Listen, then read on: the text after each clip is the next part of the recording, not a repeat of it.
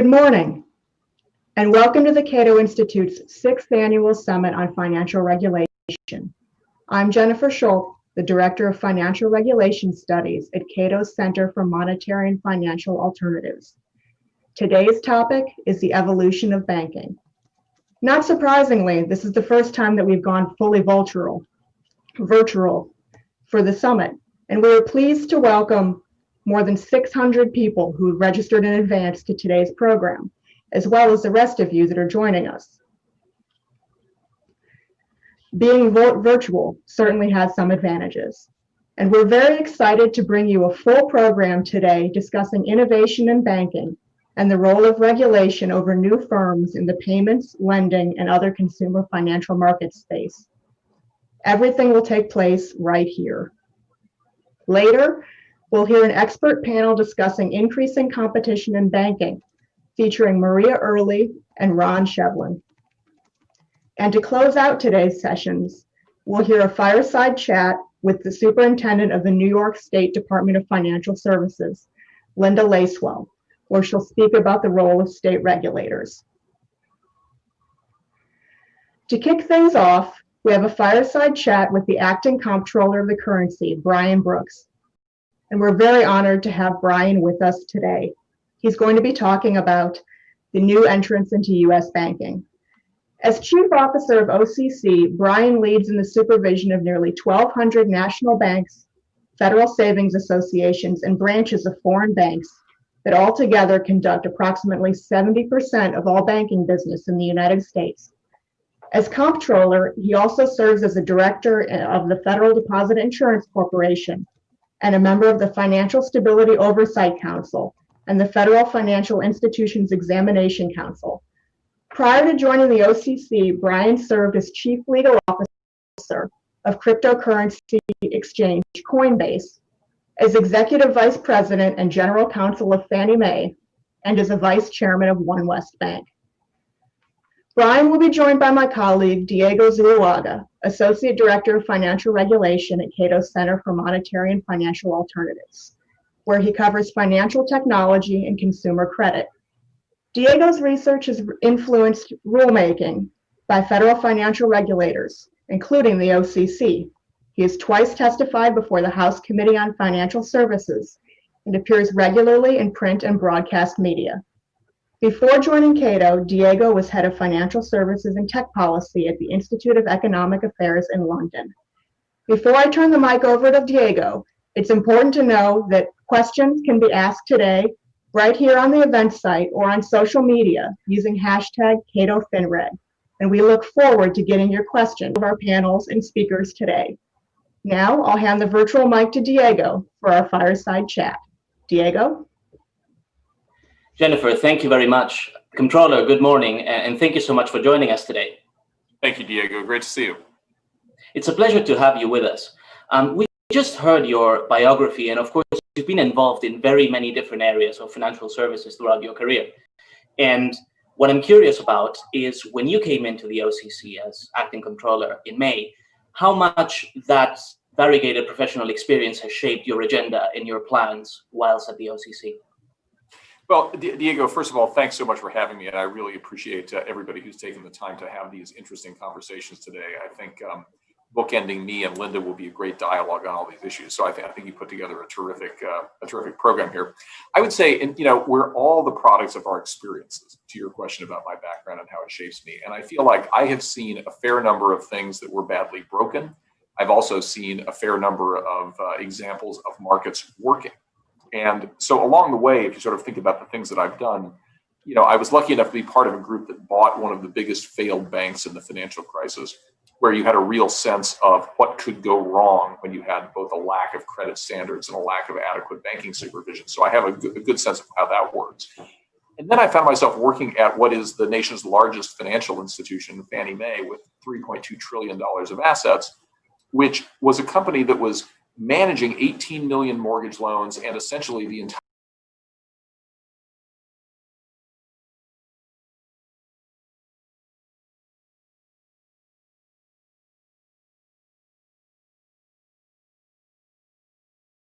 difficult it was to operate these legacy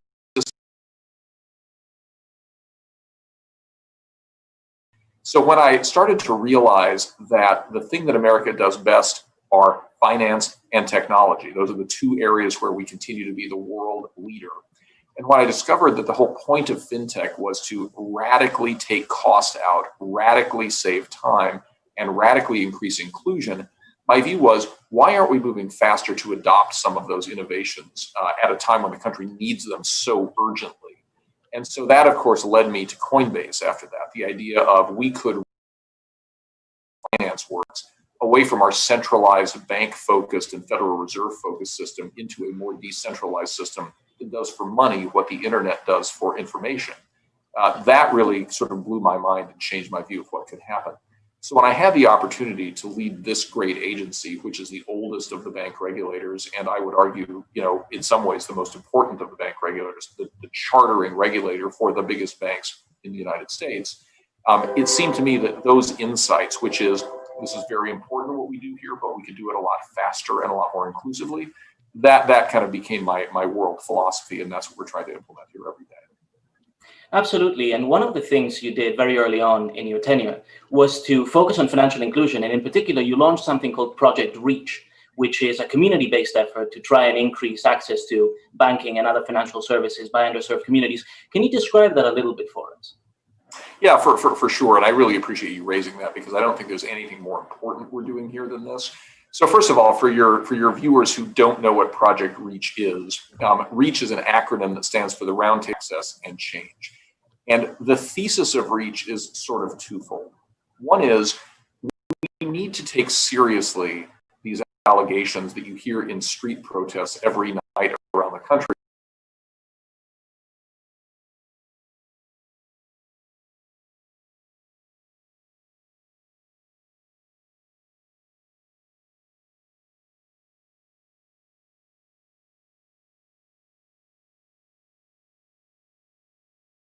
But we need to take seriously the idea that there's something going on that is making it many, many generations after the end of slavery still very difficult for certain ethnic groups and for African Americans in particular to fully think about that question. I put together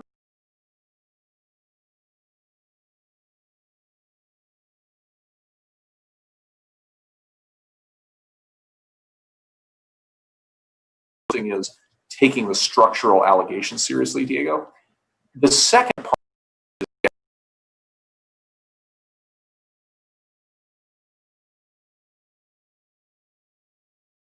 work, or we may be on the precipice of losing our market democracy, which is very frightening to me. So I'm really committed to the idea that we're going to show that in rapid fashion, we can fix some of these structural problems and include everybody in the wealth creation machine that America has been for 200 years. There are a lot of parts of that which I'm happy to talk about more, but suffice to say that the fact that 45 million people, predominantly minorities, don't have a credit score, or the idea that 20% down payment requirements exclude people who didn't inherit wealth from buying houses. These are fundamental.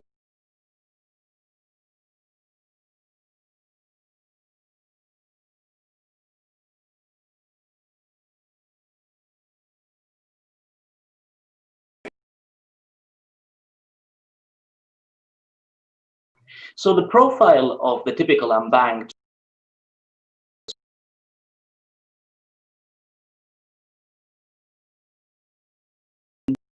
and usually urban living, against the stereotype that the reason people don't have a bank account is because they're very far from bank branches. Perhaps in urban context, bank branches may not always be nearby. But regardless, these are people that often own smartphones as well. And one of the paradoxes about the financial services environment in America is that, of course, America is by far the most innovative country in financial services. But you have a large segment of the population, 8 million households without a bank account, 45 million people without a credit score, as you described. And they're not necessarily fully excluded from the financial system, but they don't have access to a lot of things. Why do you think it is that despite the very widespread use of smartphones,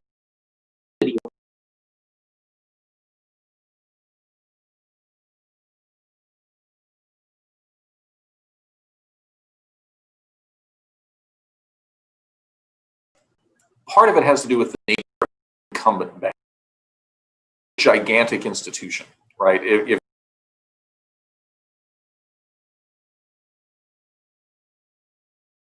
profit line from serving lower income people or niche communities is very small. And so there's not a lot of incentive for you to reorganize your efforts to focus on those kinds of people that you're talking about. This is why I think fintech becomes so important, because fintechs are companies that are starting from zero. And for them to be able to serve a significant number of low and moderate income people at a relatively slim profit is an extraordinary increase from zero, right? And so whether it's on the payment side or the debt management side or the lending side,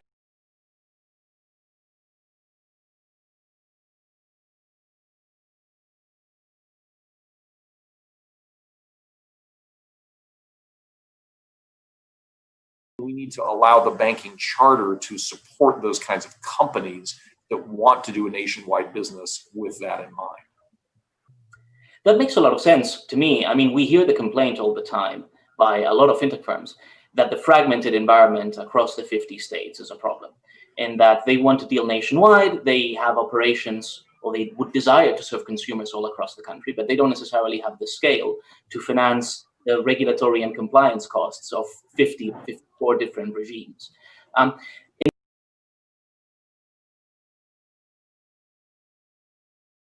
Deposits, but they engage in payments activity and they want to do so federally, and that would give them preemption.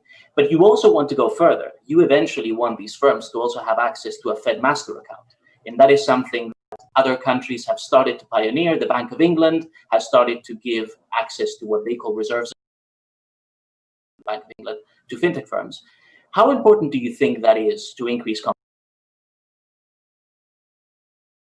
Don't want to use banks, do so whether rightly or wrongly because they don't trust them or find them too costly. And so my argument has been that having different kinds of providers enter this system can be beneficial in that regard. Yeah, look, I think that's exactly right. So when people say that they don't want to use banks, let's be clear, there's only one kind of bank in the system today, right? That's a depository. It's sort of what I think of as the supermarket of banking. That's the way we used to talk about it in the 90s when Graham Leach Bliley allowed the consolidation and convergence of all of these different services. The truth is, and I've said this in many different contexts, the truth of the matter is people's preferences have changed over the last 30 years in terms of how they shop for everything, not just financial services. So in the same way that people don't shop at department stores the way that they once did, they're not shopping for financial services on the same consolidated basis. They want to go to a specialist who's really good at what they do. So you don't buy your computer at Sears Roebuck anymore the way that you did, in 1990 or Radio Shack, right? You go to the Apple store. I mean, I've given this speech a million times. So people want bespoke. They want the best of its kind. What I would tell you is the reason why a national charter for the biggest lenders and the biggest payments companies, the reason that's important is because A, it unlocks the nationwide delivery of innovative services in a way that can be deployed much faster than if one had to apply for licenses across all 51 US jurisdictions, and an ease of compliance because we have a single federal law in this country versus trying to figure out what the servicing law of New Hampshire is versus the servicing law of Nevada or whatever. So in my view, and I know we'll talk more about this, I think there's a really important role for states in this environment. There's lots of financial activities, mostly local in nature, and that's what states are about, is being closer to their people and closer to their citizens and deciding in that local market the kinds of rules that they want to abide by.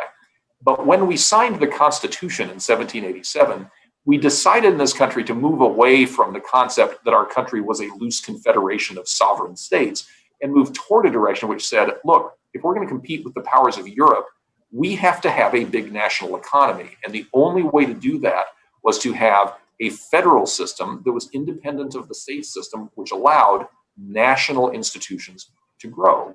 We fought these battles, for 200 years, and it's kind of funny how every generation we have to refight them. But I think if we learned anything from Alexander Hamilton's era, it's that the importance of having a nationwide financial system with banks that can operate across state lines is key to our growth. And what do you say to the objection, which I think in very many contexts is fair to make, at least in specific circumstances, that if states want to go further in certain parts of regulation or consumer protection, that with a preemptive system and one that favors the federal charter, that it would be difficult for them to engage in that, and that even jurisdictions that are large in their own right and that are home to a lot of financial services providers, that they couldn't do what they want to do?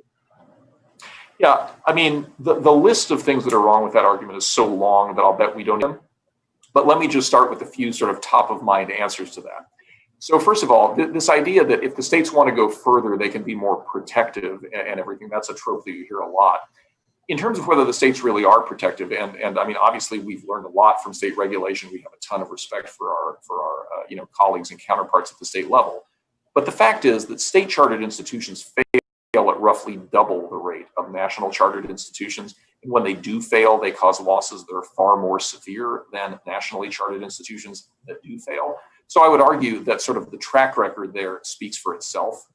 The other thing I would say, Diego, is in terms of what protective means, there is a diversity of opinion on whether a consumer is better off having a 12% usury cap or not having a usury cap. I mean, you could argue that having the usury cap is a great thing because nobody has to pay too much interest. Or you could argue that, man, when market rates of interest exceed 12%, credit falls to zero in that jurisdiction. So I come back to the history of all of this. I mean, I'm old enough to remember the 70s when lending in this country fell to zero because the market rate of interest exceeded the usury cap in most states. And what we learned in the 70s, in a bipartisan way, by the way, was that if you want credit to flow, if you want people to be able to buy houses, you have to let them borrow money at a market rate of interest, not at an artificial price-controlled rate of interest, right? And so at that time, the Supreme Court and you had the Congress come together in the late 70s and early 80s, around a series of laws that say, no, we want banks to be able to export their home state's interest rate. We want there to be preemption because without it, the parochial interests of individual states, acting under the belief that they're protecting people, are in fact preventing those same people from accessing credit. So if you believe, as I do, that more credit and more risk-taking leads to more dynamism and growth in the economy, you don't want credit to go away, which is what those kinds of rationing state laws tend to do. I could go on, but I mean, you get the basic point. I feel like we've learned these lessons before, and every generation somehow we have to learn them anew.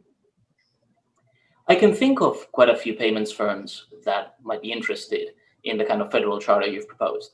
But something that incumbents often raise is the prospect of very large firms from outside the banking sector, by dint of the language of the Bank Holding Company Act and the specific exemptions that they're in, that they could secure such a charter and not be subject to the same supervision, specifically from the Federal Reserve, that regular banks are.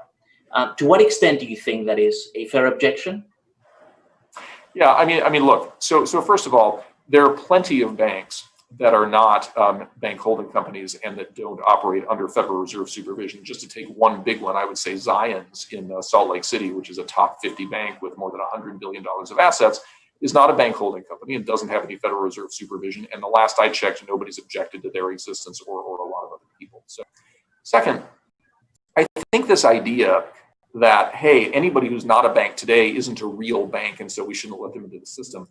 I don't get it. Let's unpack that for a moment. Banks are collections of activities that are offered to customers. And what are those activities? Banks tend to loan money, right? They tend to engage in payments. And historically, at least for the last 100 years, they tend to take deposits. So if I show you a company that lends a lot of money, most lending is done in banks, but some lending is done by non-banks. What is it about the lending company that the banks are so scared of? They're in that business, right? They loan money and this company loans money. What's the justification for this lender not having the same legal platform that that lender has? And the same logic applies to payments companies. 50 years ago, 100% of payments activity in the United States occurred inside of banks. 100%. And today that figure is still north of 90%. But the difference is that in those intervening 10 years, hundreds of billions of dollars of payments move to these other platforms. It's the same activity that banks do. Historically, only banks did it. And yet somehow now it's no longer a banking activity because it's offered by PayPal. That I really don't understand. I mean, that is either an incoherent argument or it's a monopolist incumbent protection argument. But if you believe in competition and if you believe in like being treated as like, there's no reason that the same charter platform wouldn't be available for PayPal that is also available to Bank of America. I believe. And I have yet to hear any argument other than incumbency protection that really answers that problem. Sure. Regulators, I know, are normally very circumspect about talking about legislation, but it isn't entirely unusual for regulators to go before Congress and say, look, we need you to change this particular bit of this particular statute to accommodate changing times. Do you think, in your position, that will ever be required in the near future to accommodate some of the trends we've been talking about? I don't think so, Diego. I mean, people have talked about, and I've even had conversations with various members of Congress about whether it would help me for them to introduce a bill to give me this authority. I've always said no, because if you introduce that bill and it fails, it tends to imply that I didn't already have the authority. But what I was doing yesterday, just in anticipation of this dialogue that you and I were going to have, is I went back to first principles and I reread Federalist 45, and I reread McCulloch versus Maryland, and I reread the Osborne versus Bank of the United States case, just to refresh my memory and to make sure that I somehow wasn't forgetting my law school education. And what I remember reading McCulloch versus Maryland, right, the iconic case about bank powers in American constitutional law from the year 1819, right? The people remember the part about the power to tax is the power to destroy, but what they forget is the first question in McCulloch was, did Congress even have the power under the Constitution to charter this bank in the first place? And the issue, which is just exactly the same issue I'm confronting with these charters, is there's nothing in the Constitution that says Congress can charter a bank. And so the great Chief Justice Marshall took that question on, and he said, there's nothing in the Constitution that authorizes this. And yet, there's also nothing in the Constitution that prohibits Congress from exercising incidental powers necessary and proper to carry out the powers that are expressly granted. And if Congress has the commerce power and the power to run an economy, that must necessarily include the power to charter banks. Let me translate for a moment. The debate about my power to charter non-depositories is based on the idea that there's nothing in the National Bank Act that specifically talks about non-depositories. But nor is there any data that says I can't charter non-depositories. All it says is I can charter banks, and the core banking functions are deposits, lending, and payments. It doesn't say that all of those have to exist inside of a bank. So it's left to the controller to make judgments about what is necessary at any given moment in the history of banking to allow the system to be safe and sound and provide fair access. It's the very same issue that we looked at in 1819.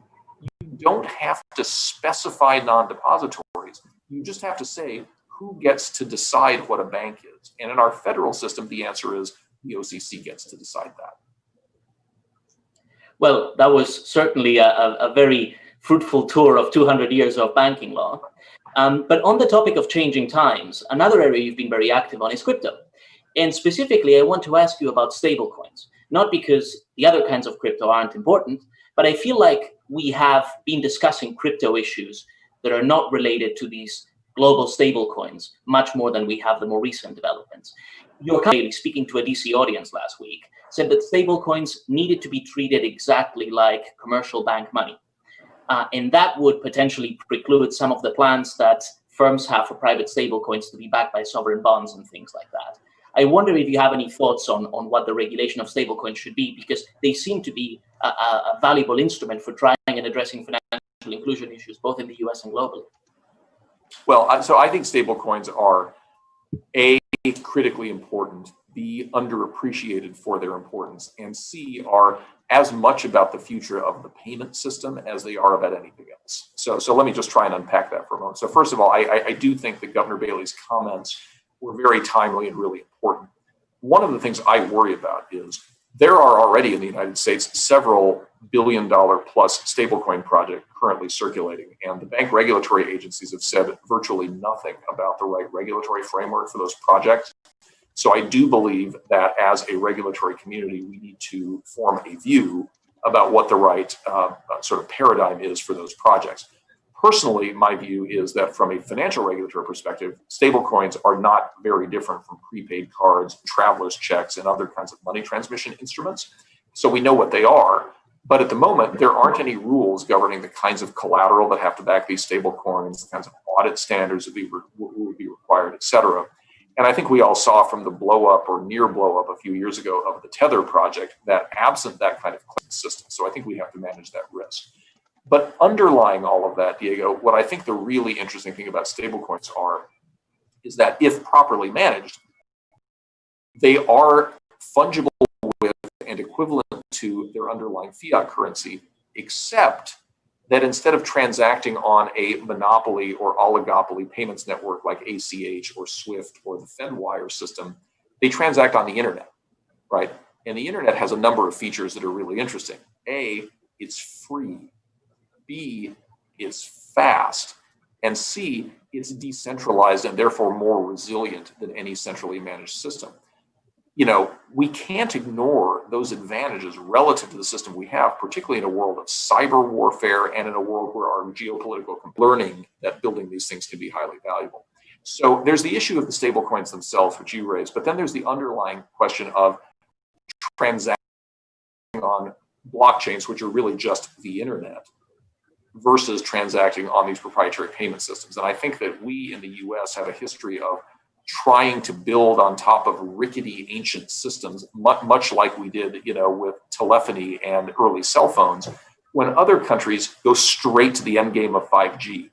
We can't miss this opportunity in the financial system. We need to get to 5G along with our competitors, and that does, I think, mean having guidance around blockchains as payment systems. So what the dimensions of that are, I don't know, and we need dialogue about that, but there's an opportunity here that I think we best not miss.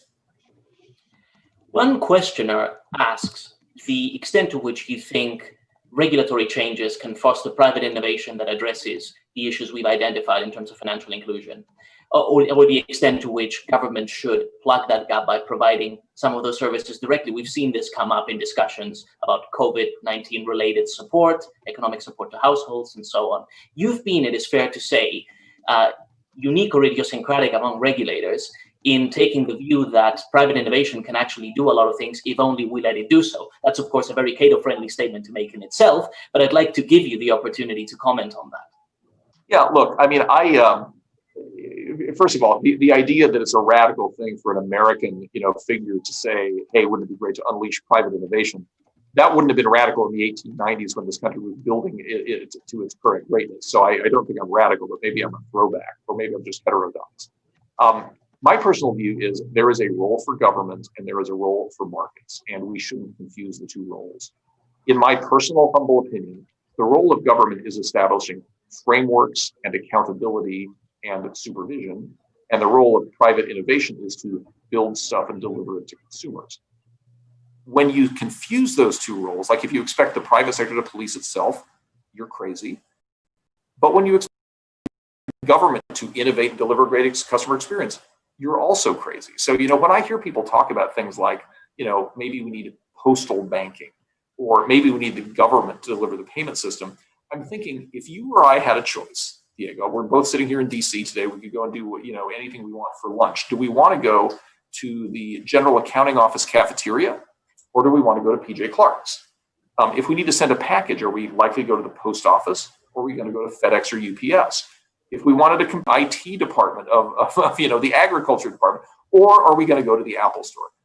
Nobody who can wants to purchase goods and services from the government, right? Everybody who can wants to get the beautiful customer experience on a price competitive basis with a wide array of choices that we all get from the private sector. So my view of my own role is I want to use the authority that I have to make that beautiful private sector experience available to everyone, as opposed to consigning the least well-off among us to welfare offices and postal banking. I think we're better than that as a country, and I think we owe it to ourselves to make poor people richer, not to enlarge the administrative state in ways that destroys what made the country great, which is innovation and risk-taking. We have very little time left, but I'd like to give you an opportunity to comment on how you plan to work with the Federal Reserve on a lot of the issues that we discussed, because they are notoriously conservative in their approach to some changes, but in other ways, they have been very outspoken in getting themselves involved in a lot of new areas and potentially, you know, getting government to provide certain services that currently only the private sector provides. I'm curious about whether you anticipate any hurdles in that regard, or, you know, what the working relationship would be like. Look, so I would say that all government bureaucracies, not just the Fed, I mean, my own agency and every agency I know has, you know, an element of long-termism. You know, the staff will outlive the political appointees, an inherent conservatism about risk, because in the government, you do not get rewarded for doing great things. You get rewarded for not letting bad things happen. But having said all of that, I think the Fed leadership, and the Fed is a bipartisan agency, and I would say the leadership on both sides of the political aisle over there are brilliant people who are very focused on big problem thing. They have a difficult structure in that they've got 7 governors and they have multiple Federal Reserve Bank presidents who are involved in their governance. It's a complicated organization, and it's a little bit harder for them to move as fast as we can at the OCC. But I've been in dialogue with Fed leadership about all of these issues. I think they take them seriously. My guess is that they're going to want to observe our payment banks for a period of time before making judgments about whether they can safely connect to the Fed payment rails. But at the same time, as I say, there are other payment rails too, blockchains being among them. And my guess is that our payments banks will benefit from a charter even 1 and 2 years before the Fed decides that they're safe to connect. So we'll have that dialogue. I think we have a respectful, highly engaged relationship that I value, and I think they value it too. Well, that's all we have time for. But Comptroller Brian, thank you so much for your wonderful interventions today, your frankness with us, but also your willingness to cover a wide variety of different issues. It's been illuminating. Next, in half an hour, we will have a panel on the topic of increasing competition in banking, chaired by my colleague Dan Kwan. Please join us at 12 noon for that. And then to conclude the event after that, we will have Superintendent Linda Lacewell of the New York Department of Financial Services, again in conversation with me. Thank you all for joining us this morning.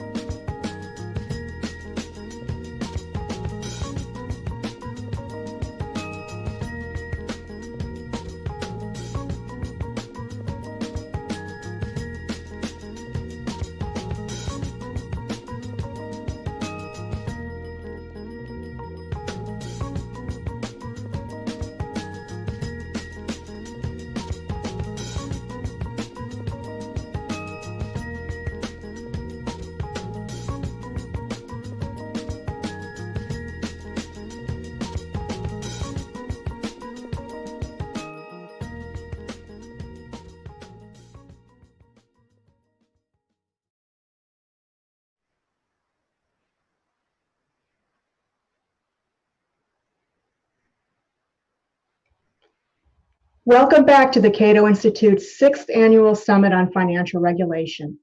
Today, we're talking about the evolution of banking. I'm Jennifer Schultz, the Director of Financial Regulation Studies at Cato Center for Monetary and Financial Alternatives. We just heard a frank and wide-ranging fireside chat with the Acting Comptroller of the Currency, Brian Brooks. I found his views on national chartering of non-depository financial institutions to be really interesting, and about fintech's promise in serving low and moderate income people.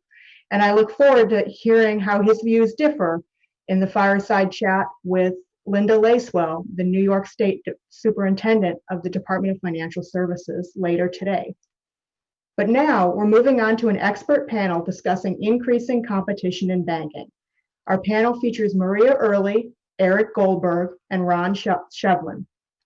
Let me do some introductions. Maria Early is a financial services regulatory and enforcement partner in Reed Smith's Washington, D.C. office. A former Consumer Financial Protection Bureau enforcement attorney, Maria has particular expertise on issues related to consumer protection laws and emerging technology. She advises and represents financial services and fintech companies with respect to product development, regulatory compliance, state and federal enforcement and examination, and other matters. Maria has handled numerous matters involving federal and state regulators, including the CFPB, FTC, OCC, FDIC, several states' attorneys general, and other states. She also serves as the U.S. Deputy for Diversity and Inclusion at Reed Smith. Eric Goldberg is a partner at 𝐥𝐞𝐚𝐿, where he advises clients on a range of consumer financial services issues, including federal and state regulatory issues affecting providers of deposit accounts and emerging payment services.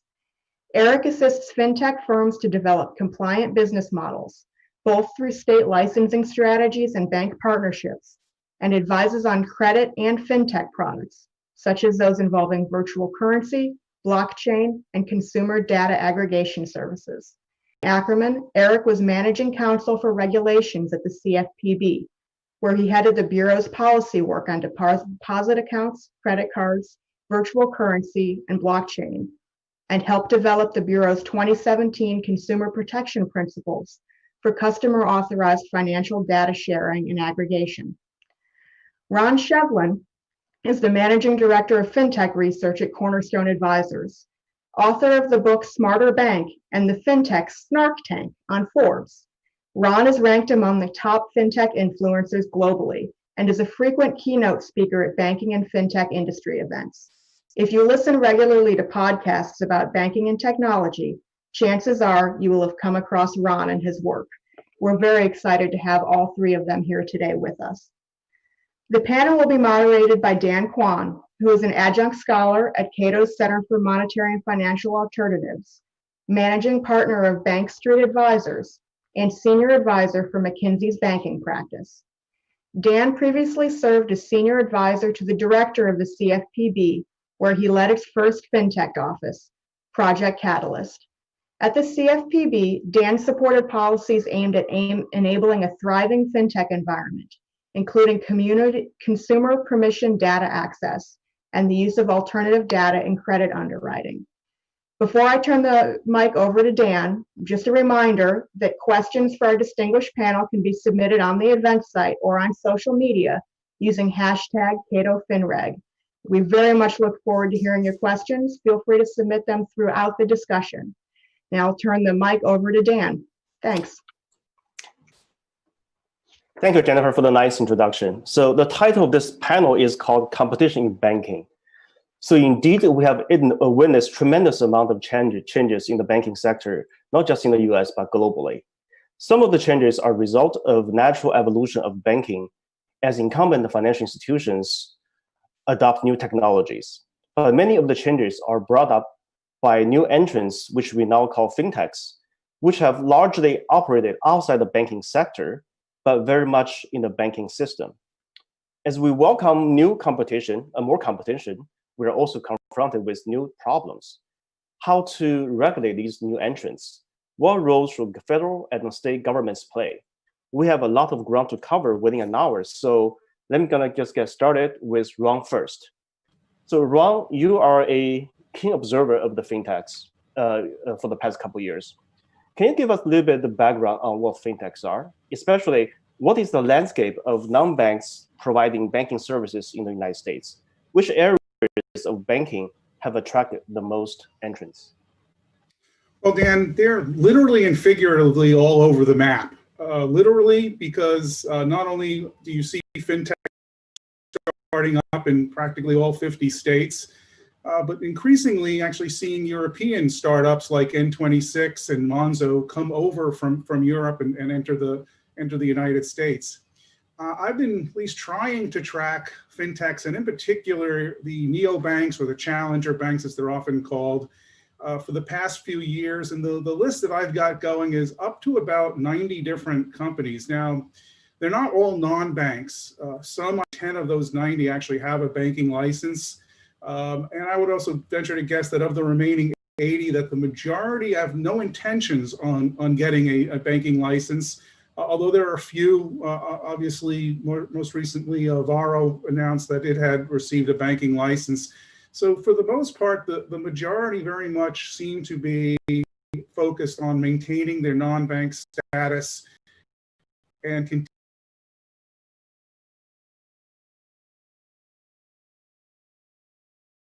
bank. And according to Brian Brooks's comments earlier today, very much there's no difference between what they do. To really understand the landscape, though, I think it would be good to kind of take a bit of a historical perspective. You know, if you look back 5 years, even 10 years ago at this point, the first neobank or challenger banks that were emerging were very much sort of generic bank substitutes offering prepaid debit cards as their primary, offering the market, with the belief that they were serving this great unmet need in the marketplace, because somehow the existing banks in the United States were somehow evil and not meeting the customer's needs.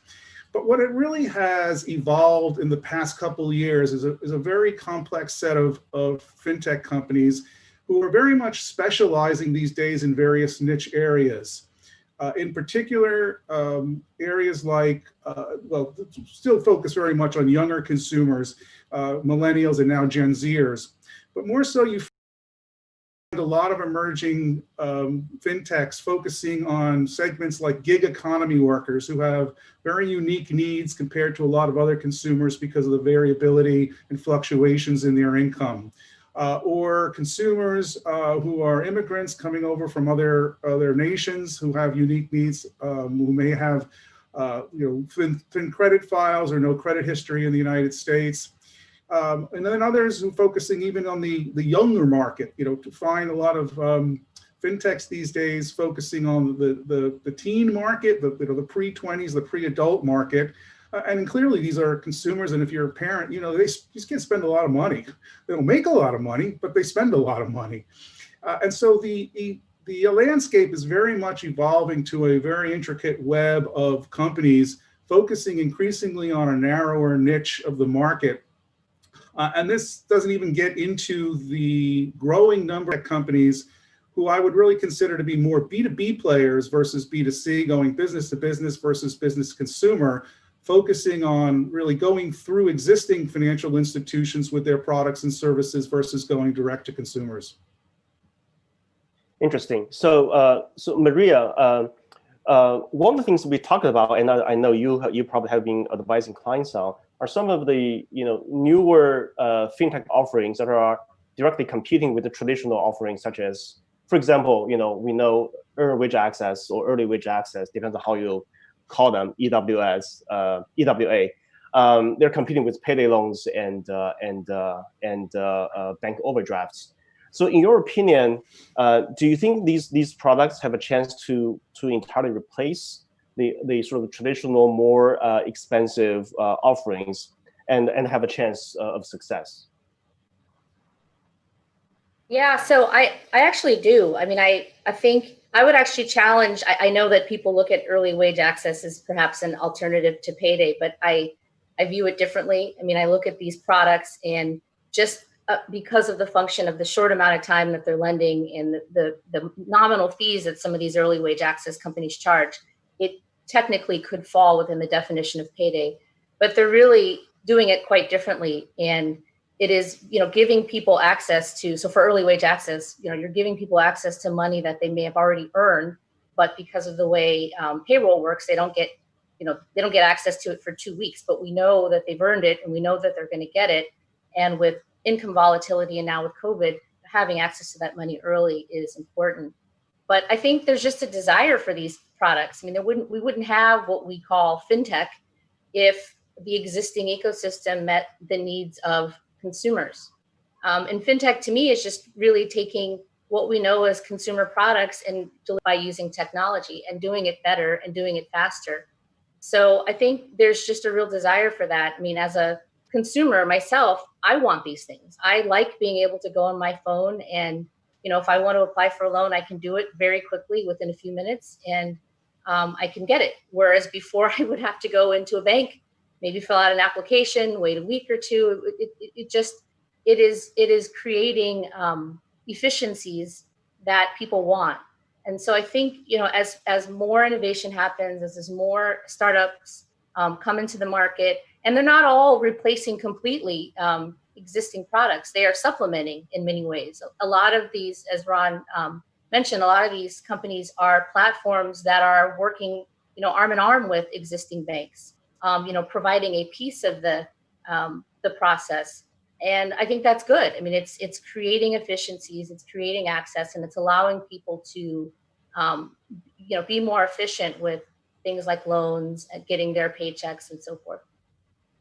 Okay, so one of the things that Ron touched on is really about challenger banks, and he already named a few of them in his opening remarks. And this is going to be a recurring theme in our panel today. So I'm going to throw this next question to you, Maria. So there are a lot of ways for challenger banks to offer banking services in the United States. They can acquire an existing bank to be a bank. They can get a license, whether it's a state or federal license, or they can get which is not still challenged in court, a non-depository special purpose, banking license, or they can just stay as a non-bank and work with a bank to run the charter. So can you talk a little bit about the pros and cons of each of the approaches, and what do you think is the future, especially given Acting Comptroller Brooks' comments earlier today about his vision for the payments charter, probably to be released in the next few months. What are the challenges lying ahead? Yeah, so for many institutions, some of the bigger startups or bigger fintech players, getting a bank charter would be great. I mean, it's a long process, but you get FDIC deposit access, you get payment system access, you get preemption of state laws, and I think this will come up a bunch throughout our talk today, but really trying to deal with 50 different state laws, licensing, interest rate caps, usury caps. There's so much there. When you get a bank charter, either national or state, you can preempt many of those laws and lend in particular at a single unified rate. And there's also something called rate exportation. I won't get into it, but it's very advantageous for banks to be able to lend from the state where they're located. But then there's other, I think, I don't know if Brian went over this earlier, but the ILC charter and industrial loan company charter, same kind of thing where you can lend money, accept deposits, and have rate exportation. But ILCs haven't really taken off in the past 15 years. I think the last one was 2005. Walmart tried to get one, and there's been some criticism about, Walmart, that's not a bank, obviously, but, mixing a bank with commerce. But recently that's been revived, and Square in particular, I think, just got a conditional approval earlier this year. So that's another type of charter that is being revived.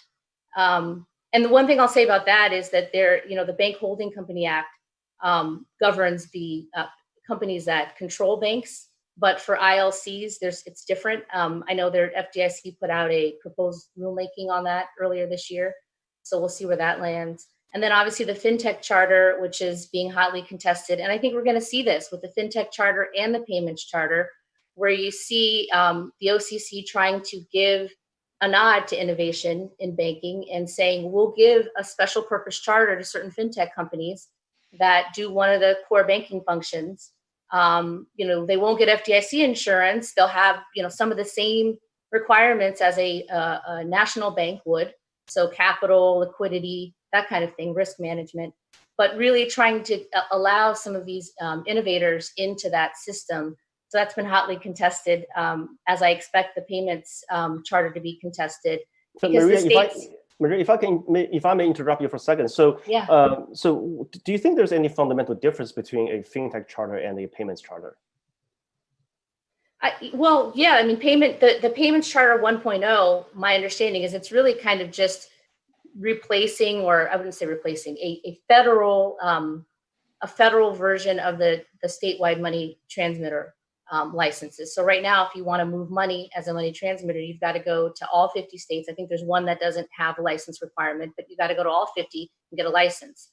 But the payments charter 1.0 would essentially allow you to do that on federal level. But for the fintech charter, there's three core banking functions. Two of them I think would be covered by the fintech charter. Lending money and paying checks are the two core banking functions. So the fintech charter really, in my mind, was something that would be used for people who were looking to make loans. And that's been, again, it's in litigation now, and states feel like they have their licensed and supervised lender statutes and regulations and limitations that vary from state to state, but there's important consumer protections embedded in them. And so they're fighting to make sure that they can continue to have that right to license and enforce usury and state rate limitations on non-banks that want to lend in their state. Okay, so switching gear a little bit, Eric. So obviously COVID-19 has been on everyone's mind. So in your service with your clients, have you seen any sort of, has the economic crisis resulting from the COVID-19 pandemic exposed fragilities among the non-banks that provide banking services, whether it's payments or lending or servicing? Do you think they merit a prudential response? Sure, thanks, Dan. I think it's an important question now that we're sort of all living in the COVID-19 world. On the first hand, it's sort of a bit of a cop-out to say that it's a little bit too early to tell since we're in the midst of the pandemic. And I'm not an economist, but I think some of the real economic impacts of the pandemic haven't really played out and may start to as people's unemployment runs out and some small businesses can't reopen and there may not be another round of PPP loans.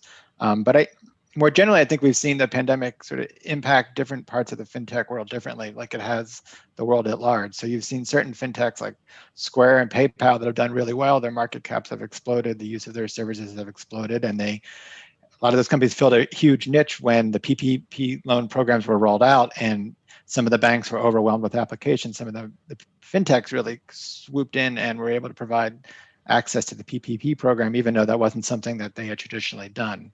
On the other hand, you've seen some other fintechs, particularly the SMB lenders, that have not necessarily failed, but have seen their valuations drop. And we had a couple that were acquired at sort of a fraction of their peak valuations. And then from a regulatory perspective, I think the pandemic has highlighted the challenge of being regulated in 50 different states. So if we all remember back to early March, which seems about 2 lifetimes ago, very quickly, one regulator after another in each of the states was issuing different guidance on how their regulated entities can adjust their operations and were required to or had to take different steps to react to the pandemic. And you can imagine, particularly if you're a smaller fintech that might be licensed in, even if not all states, a good number of the states, just staying on top of that was particularly challenging. I know at our firm, we had put together actually a resource of all 50 states, the guidance from all 50 states, and it was incredibly challenging to do that. And if you look at it, back to what Maria was saying a moment ago, that the difficulties of being licensed in all of the states. If you were to have one payments charter or fintech charter,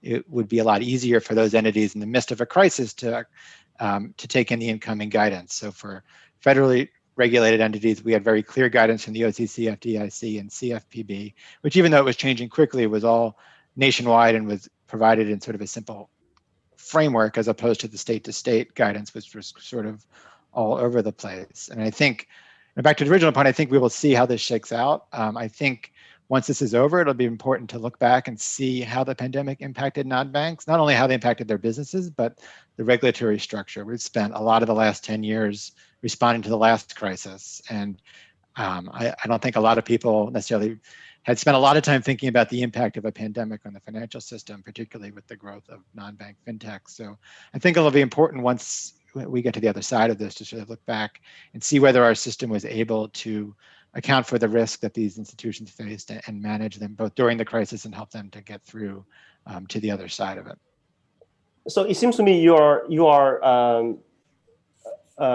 suggesting or implying that a more consistent supervision at the federal level is better than a sort of more fragmented, guidance or supervision at the state level. That's number one. Number two, you think it's really too early to say whether there needs some kind of a prudential response, as there hasn't been any massive failures in the non-bank entities providing banking services. Is that correct? Yeah, I mean, on the first part of your question, I think it's important to sort of distinguish between policy questions around whether states can impose usury caps and sort of the regulatory question of having to comply with 50 different systems. So, we can argue about whether states should be able to put usury caps or interest rate caps on their loans, but I think there's a different perspective when you're a money transmitter that basically wants to send money from North Dakota to South Dakota, or the various other states, and the requirements of those laws are relatively similar, but different enough that you need to invest resources in understanding those differences. But it's harder for me to sort of visualize what the particular state interests are in having 50 different money transmission regimes. Particularly, I think the crisis really put that to a head is when 50 states are issuing guidance the same week. It's hard to imagine how any entity, no matter its size, can really comply and figure out how to handle all of that all at once. So I think the crisis sort of put a point on how difficult it can be to comply with these different regimes. When if you had one, say, whether the OCC or the future non-bank regulator agency giving guidance more clearly, I think it would have been easier for folks to adapt. And on the, remind me of your second question, Dan. Sorry. Oh, I mean, so it's still too early to say whether there needs to be any sort of a concerted prudential response. If there's no evidence of massive non-bank failures. Yeah, maybe it's a bit of a cop-out, but I think we're in the midst of the pandemic now, and perhaps we haven't, hopefully not, but perhaps we haven't seen the worst of it. So I think we would want to see how it shakes out. And I think it'll be important insight as to whether our current system is really structured in the right way. We're debating a lot at this conference today as to the difference between federal and state oversight and different alternatives that the various federal agencies and even some of the states have proposed, and whether those work. I think we can get a good test of our current system now and then sort of go back and have more data to evaluate whether we should make changes down the road. Okay, and stay on the same topic about the roles states are playing. States obviously are not sitting still, and Maria mentioned the legal challenges they posted to the OCC's special purpose charter already. And can you talk a little bit about the controversy around the bank partnerships with state licensed lenders, fintechs or otherwise? And what are the dynamics between states and the federal regulatory agencies? Obviously, we talk about this lawsuits as well as the recently two separate lawsuits filed by state AGs against the OCC and the FDIC's final rules codifying invaluable M&A principles. Yeah, so being that there's lawsuits, obviously the relationship at some level is not great because I think the states and the federal government and the federal regulatory agencies have different perspectives. But maybe if we step back and just provide a moment or two of background, as we've talked about, we have 50 states with separate regulatory regimes. If you're a non-bank, particularly, let's, for purposes of this, let's focus on lending. If you're a non-bank lender and you want to issue loans, you need to comply with each state's requirements. And in most states, that requires, particularly for consumer loans, that you have a license. And most states, but not all, also have usury caps that limit the interest rates on those loans.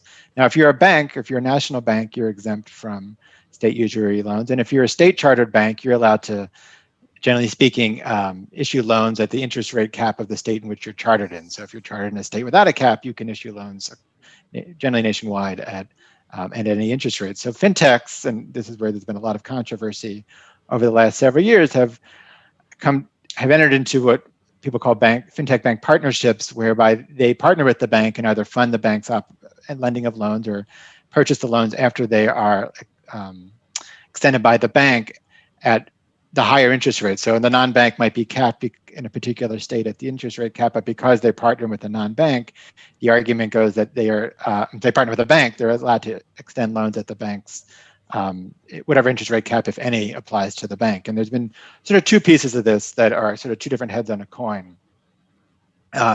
One is what we call what Dan mentioned, the valid when made rule, which is final rules from both the FDIC and the OCC that applies to the banks subject to their respective agencies.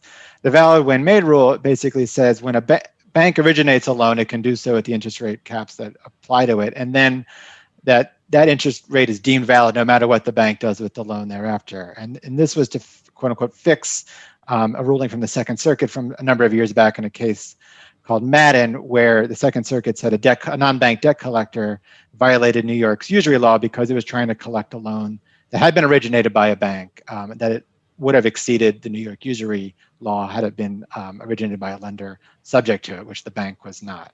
So those rules were both finalized this summer by the OCC and the FDIC, and both very quickly were sued by a group of state attorneys general, and those lawsuits are pending.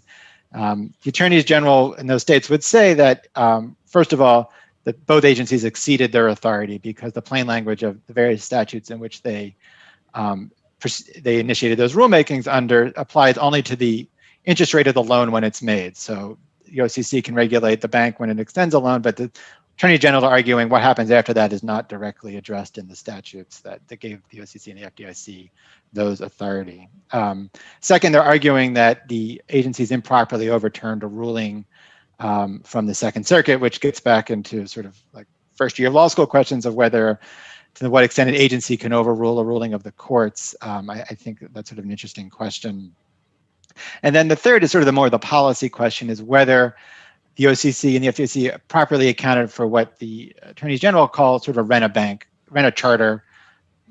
charter schemes, whereby basically the non-banks are hiding under cover of the bank's ability to avoid usury laws to issue loans that would otherwise be illegal in those states. And those of you who followed payday lending know that it's the battles around payday lending and what interest rates are appropriate have really gone from state to state, and various states have landed in different places on this. And I think particularly if you're an attorney general in a state where you've capped payday lending rates at 25% or 36%, when you see non-banks coming in and partnering with a bank that's lending at rates above that,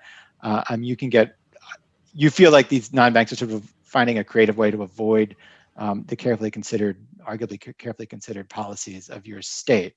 So it'd be interesting to see as this plays out, both how the lawsuits play out and whether, given that we're in election year, anything that a regulatory agency does, particularly this year, is arguably somewhat up in the air. And so whether these agencies will revisit these rules if there's a change in the White House and the leadership of those agencies is an open question, particularly at the OCC, where we have an acting comptroller who's not yet been confirmed by Congress. On the other hand, I think you've seen some path towards resolution of some of these issues. Recently, there was a settlement involving a bunch of lenders and banks with the state of Colorado. There was a court in Colorado earlier this year that had basically issued the same ruling as the Second Circuit in the Madden case, in an effort to, in part perhaps because the Colorado saw the writing on the wall with the OCC proposing to correct the true lender issue, entered into a settlement where lenders agreed as part of the settlement to cap the interest rates of their loans issued through certain banks to Colorado residents at 36% and to comply with a number of other requirements. So this is an issue that's certainly not done yet. These are valid policy arguments, I would think, on both sides as to whether rent-a-bank charter schemes are appropriate and whether they are, we get the bedrock questions of federalism and whether and to what extent states should be able to limit the interest rates charged to their customers versus the ability to have national bank, and national bank preemption, which I don't know if Maria, if you want to add something now, or Dan, if you have a particular follow-up on that. Yeah, sure. I mean, federalism, obviously, you already mentioned that. That really leads to my next question to Maria. Do you think regulatory federalism is a barrier to greater competition in banking? Depending on what your answer is, what sort of policy changes would you recommend that would be needed to encourage more entry at both the state and the federal level? And I don't want to, here just sort of paint states as bad guys. I also want to hear from you. What do you think there are things the states are doing that right to encourage competition and obviously balancing the need of innovation and the consumer protection here? Yeah, this is a tough question. It's a good question, but I don't think regulatory federalism is a barrier. I mean, Eric was just talking at length about how hard it is to, especially if you're a startup, you've built a platform, you want to deploy, it's consumer facing, and now all of a sudden you've got to, before you can even launch, you've got to go and get licenses in multiple states, and now you've got all these different limitations and reporting requirements, and it's really hard. The licensing processes are different. Some are in NMLS, some are in proprietary electronic systems, some are in paper. It is incredibly difficult. But with a federal mechanism, so partnering with a bank, which we were just talking about, and we'll stay with lending, that's a way for these platforms to deliver better services. So you have some platforms that are doing some of the things we know are problems, like credit reporting and credit scoring. We know that there are upwards of 40 million people who are unbanked or underbanked, but I view a lot of those people as maybe not credit worthy under our traditional standards, but they're credit able. Maybe they don't use the banking system so much, but they're paying on time all of their bills. So you have these fintech companies that are able to underwrite really well. They can look at banking data. They can look at other data and tell that somebody is credit able. And now partnering with the bank, they can deploy affordable, supervised loans to these people. So, so for example, if you're partnering with the state chartered bank, and that's a very common way that these partnerships work, the FDIC has oversight, and the FDIC is not a slouch. They will go in and they will review the third party the same way they will review the state chartered bank. And they will make, you have to make changes if they don't like it. They will shut you down if you're doing something that is not appropriate. But I think the most important thing that gets lost in all of this sort of state versus federal battle is that there are real people who need access to products that are affordable and safe and can be done quickly, so that they can become, they can get into the mainstream. And that's what a lot of these fintech companies are doing on the one hand. On the other hand, they're partnering with community banks that after the last downturn, everybody was struggling. And a lot of these banks don't have the ability or the resources to build these sophisticated platforms to compete with larger banks. And they can go and partner with a company today and be able to deploy a mechanism to make loans online nationwide or in many states very quickly without having to build it themselves. And that also, brings more liquidity to their banking operations. So there's a lot of ways that I think this can be done properly. But you're right, Dan. States are fighting in part because there are really important consumer protections that the states have, legislated. They've thought about. They've seen what the needs are of their customers in a particular state. But my personal belief is that, we're looking at national banks and state chartered banks where there are federal statutes that give them the right to make loans at certain interest rates and export rates. This is not new. This is federal law. This is Congress, in a statute saying what should happen. And so state usury has been specifically preempted for these institutions. I think the big question is, what do we do when these institutions want to partner to be able to be more nimble and be competitive? And I think that's where the regulators can really step in and say, this is the type of arrangement that would work. This is the type of arrangement that wouldn't. And again, it's not new to have third parties partnering with banks. They do it all the time. They've done it all the time. They outsource different banking functions all the time. And so there's nothing controversial about outsourcing certain lending functions. And there's nothing controversial about selling loans after they're originated to non-banks.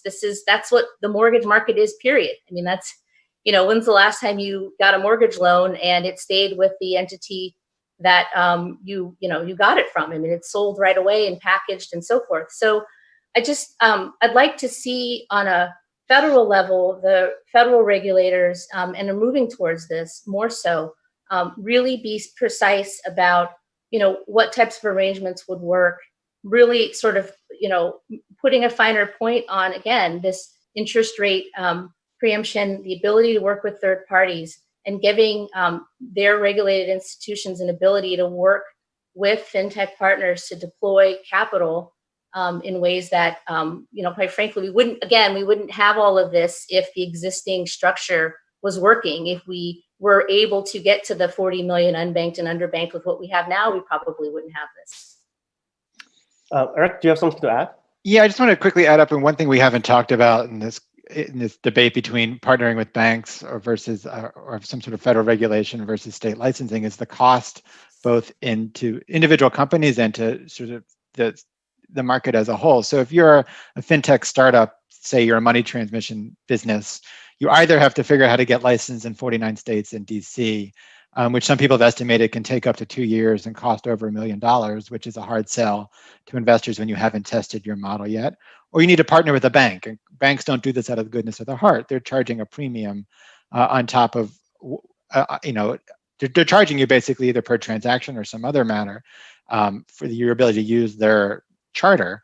And all of those costs, of course, are passed on to consumers. So we've talked to a lot of clients that want to, we've talked to a couple of clients, for example, that have been successful in Europe that want to come over to the United States. And when we tell them the cost and the time involved, they really get cold feet because they just see as a long road between here and there. And I think one thing as we talk through these different sort of issues at a legal concepts, really think through what provides, the end result should really provide the best result to consumers, and particularly encouraging innovation by lowering the startup costs. And I think that's a little bit of what the acting comptroller is trying to get at with his payments charter.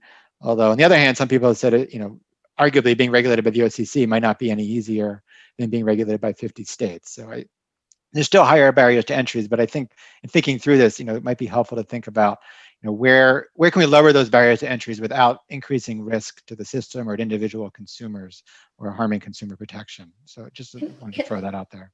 Can I just add on to that real quick, Dan, that we're seeing now, especially with fintechs, and I know Ron will talk more about this, but you're seeing these services be delivered for less cost to consumers. Some of these, banking as a service, I don't know what we call it here, challenger banks, but these fintech companies that are partnering with banks to offer banking services are doing it without fees. They're giving, some of these things that we're seeing standalone companies do. They're doing, 2 or 3 day early paycheck access.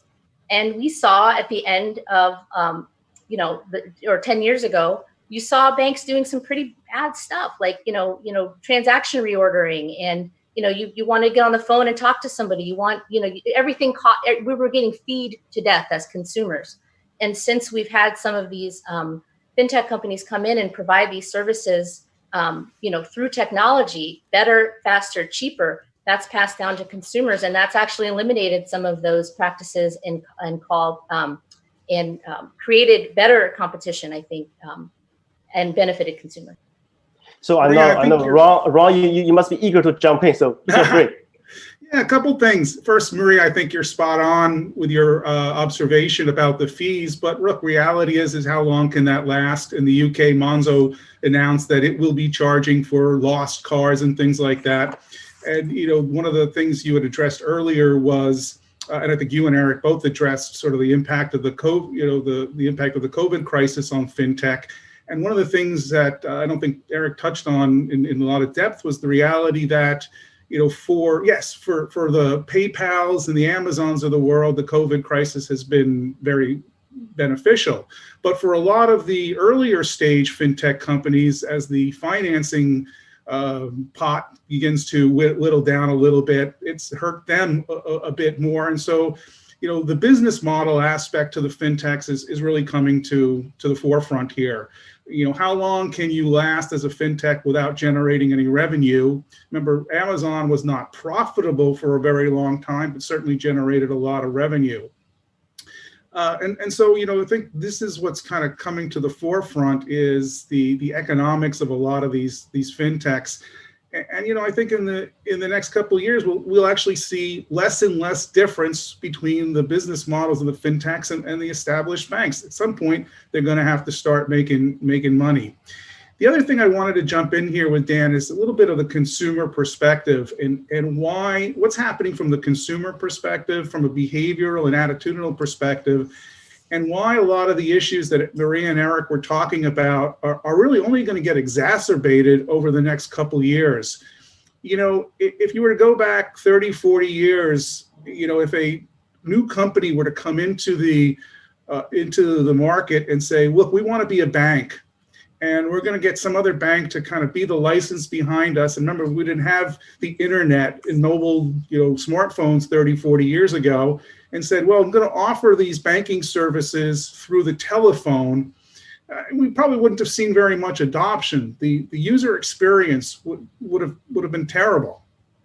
But thanks to the internet, the online experience and now the mobile experience is pretty good, and is a good substitute for the old way of having to interact with your bank. And so what that means is that we didn't see it as much with credit cards, because the credit cards came in mostly through grew to a national focus very quickly.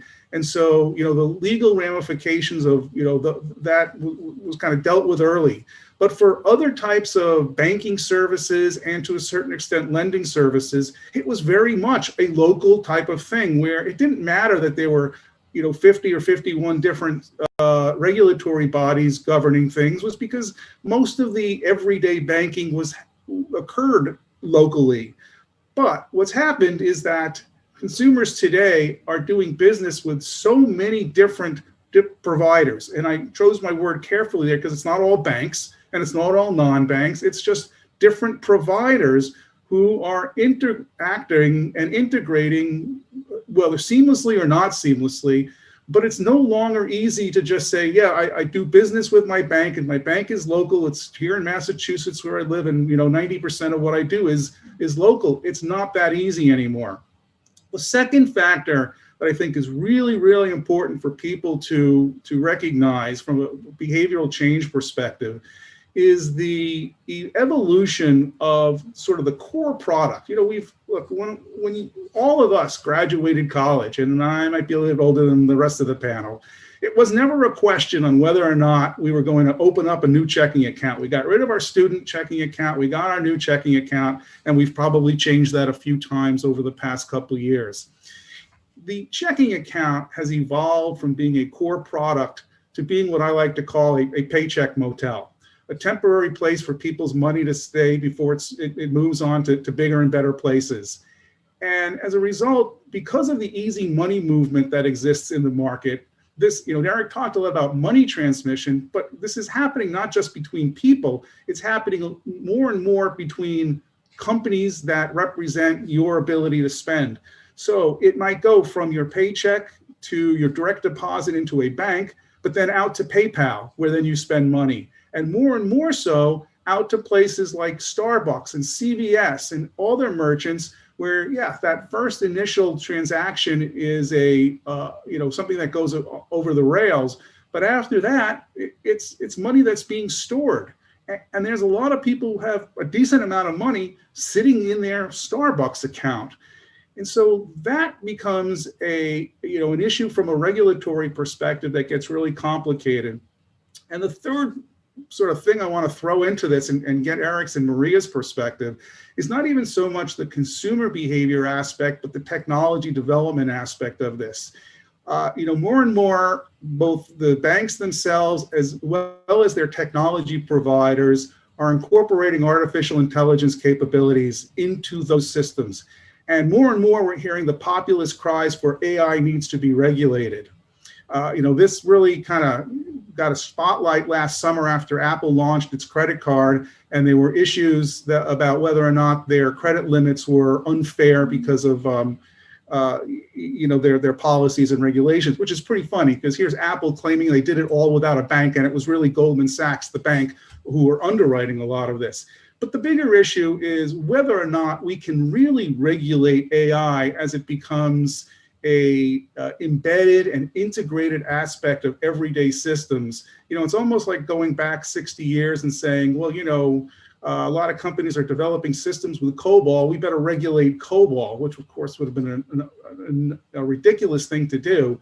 But that's, I think, a growing trend here as a lot of these providers and fintech companies bring AI to the table on what the regulatory implications will be. So I'll put the stake in the ground there and let Eric and Maria kind of react to all those comments. All right, so who wants to go first, Eric or Maria? I'll go ahead if that's okay, Maria.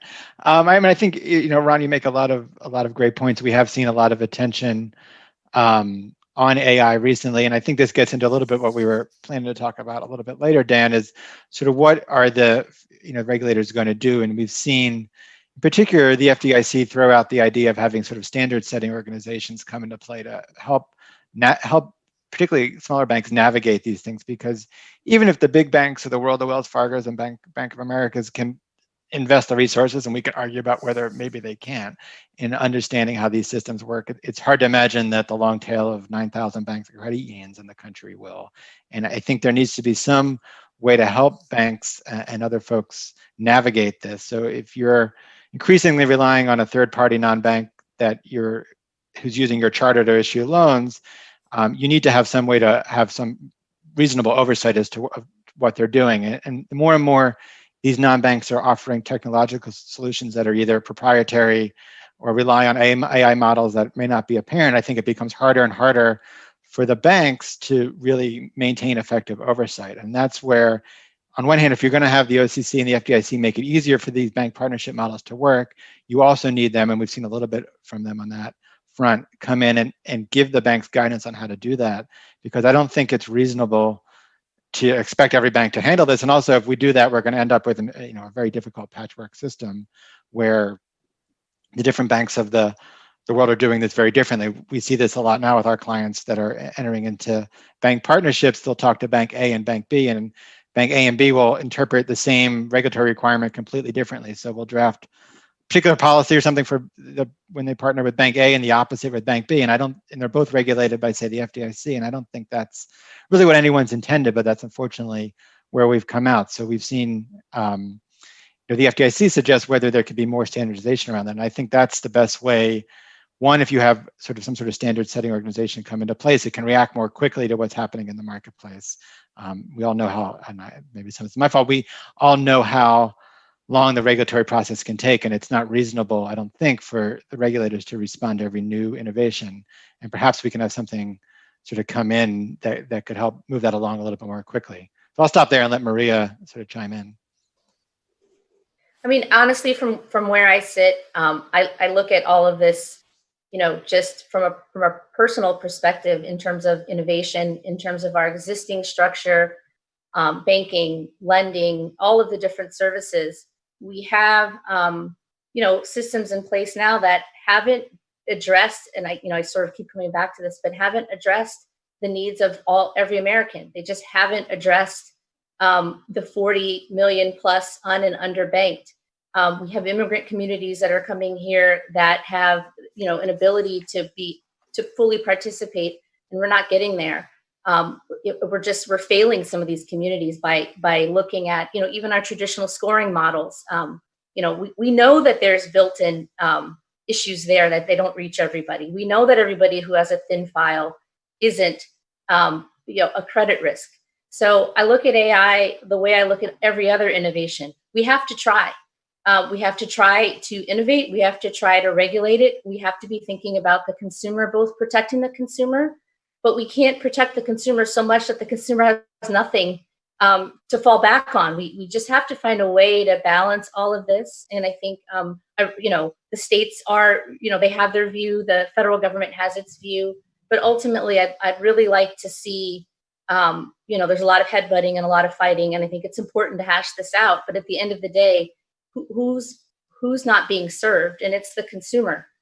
And so as we continue to innovate, as we continue to work in AI, we have to figure out how to do this right. We can't be worried about not moving forward and leaving things the way that they are, because it's actually hurting people now, and we're going to see it exacerbated. We already are seeing it exacerbated in COVID. So I think it's possible, and I know there's a lot of really smart people who are thinking about these things and thinking about how to regulate it, because I think regulation is important. You can't have these structures and these systems without smart regulation, but you also can't let the fear of regulation stop innovation, because ultimately it all leads to the same place, which is the people everybody's trying to serve don't have options.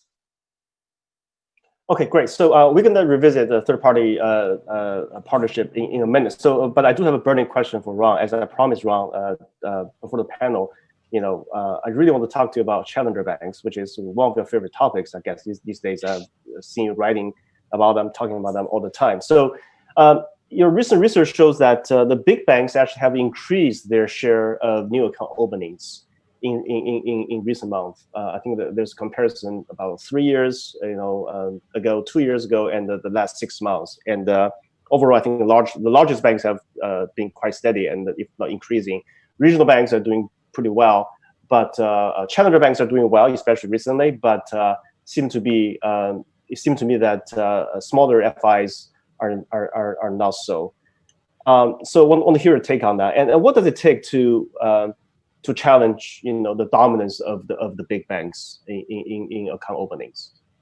Yeah, to your first question or point, Dan, yeah, there has definitely been a market change in consumers' behavior from an account opening perspective.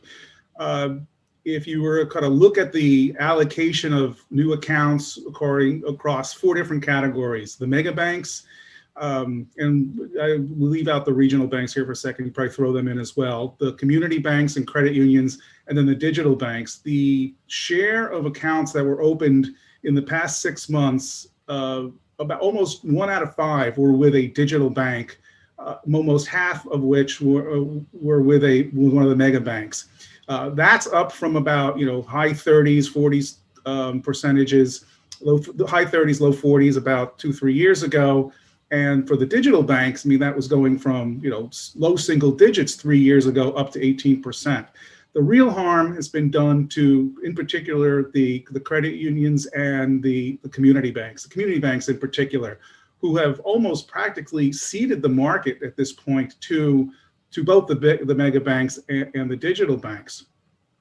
And so I think it's important, though, to really recognize as well is that the digital banks and the fintechs are not necessarily replacing consumers' original banks. The last research I did, which was fielded at the beginning of July, so it's pretty recent, found that about 35% of consumers in the US now have more than one checking account. There are some who have 3, 4, even 5 checking accounts. And some, for some that's, might be a business reason and things like that. But for a lot of consumers, they're opening up additional accounts, maybe because they got some kind of offer when they opened their mortgage, but more and more they're opening up accounts with the neobanks and challenger banks because they're looking for, and predominantly, one of 3 things: a better interest rate, which is why so much money has moved to Marcus over the past couple of years. Number 2, they're looking for better debit card rewards. So that's been a big feature with a lot of the challenger banks. And 3, the people are looking for better personal financial management tools, and that's in particular a lure to younger consumers.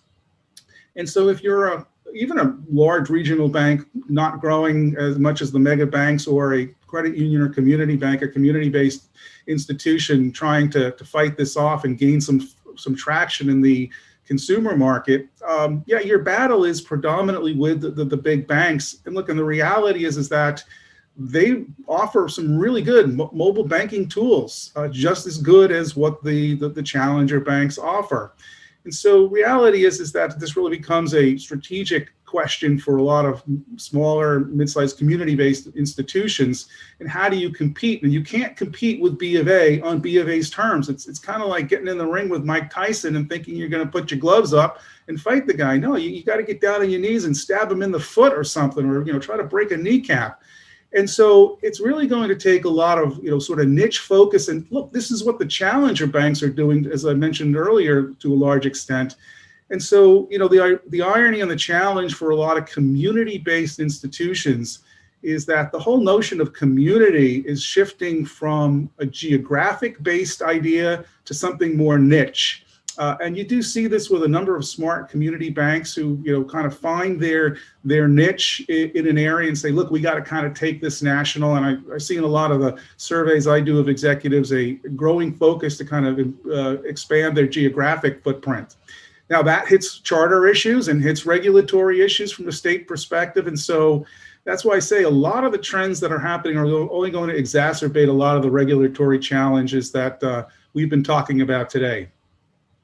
Okay, so I just got a reminder, we've got 5 minutes left, but I do want to talk about the third-party relationships. And Ron talked about the challenges faced by small community banks. And as we know, the FDIC, the chairman of FDIC, since day one in her office, she wanted to help small banks, especially they are very much under, many of them are under the FDIC supervision, to get on the digital trend and survive.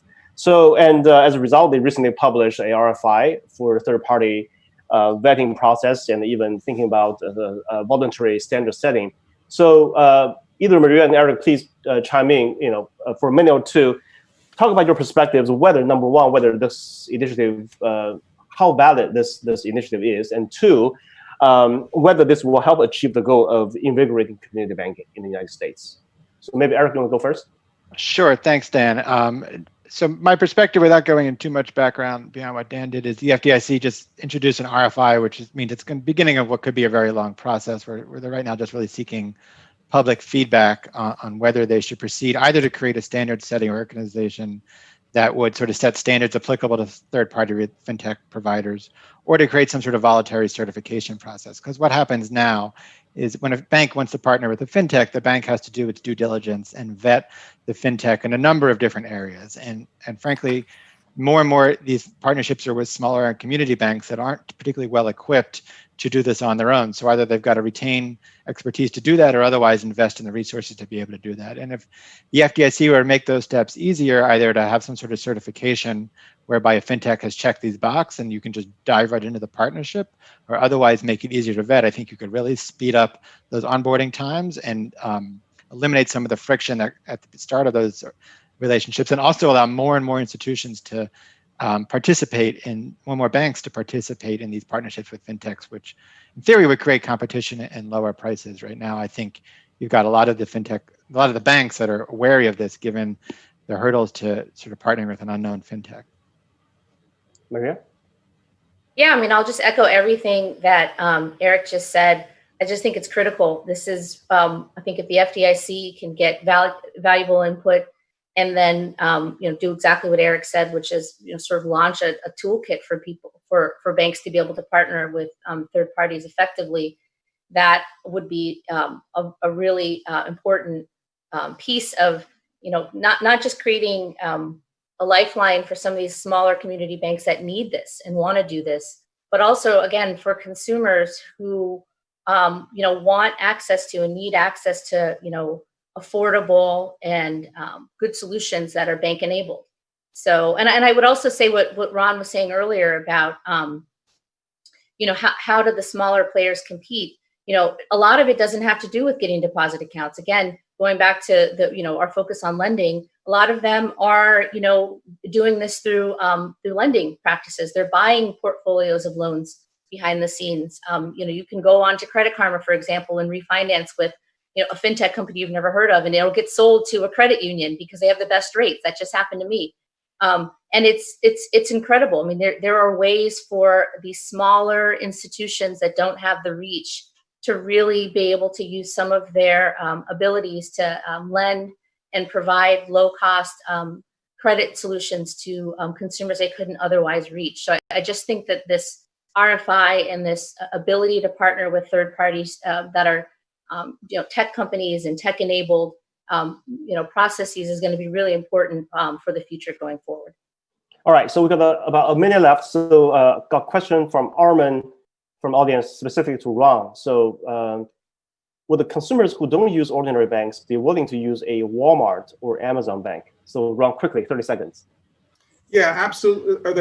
If the question was, are they willing to use it? Absolutely, there's a segment who are willing to use it. But I would emphasize that, especially from the research I've done, the consumers who say that they are willing to do that aren't necessarily giving up their existing bank accounts. They're opening up additional accounts with those providers. And again, we'll go back to that paycheck motel. They're keeping their existing accounts open, getting their direct deposit through there, and then moving money out to these additional accounts. So it's not like it's a replacement, it's an addition. All right, so we could talk for another 60 minutes nonstop, but our time is almost up. So I would thank again our panelists, Ron, Maria, and Eric, for your valuable insights and your time.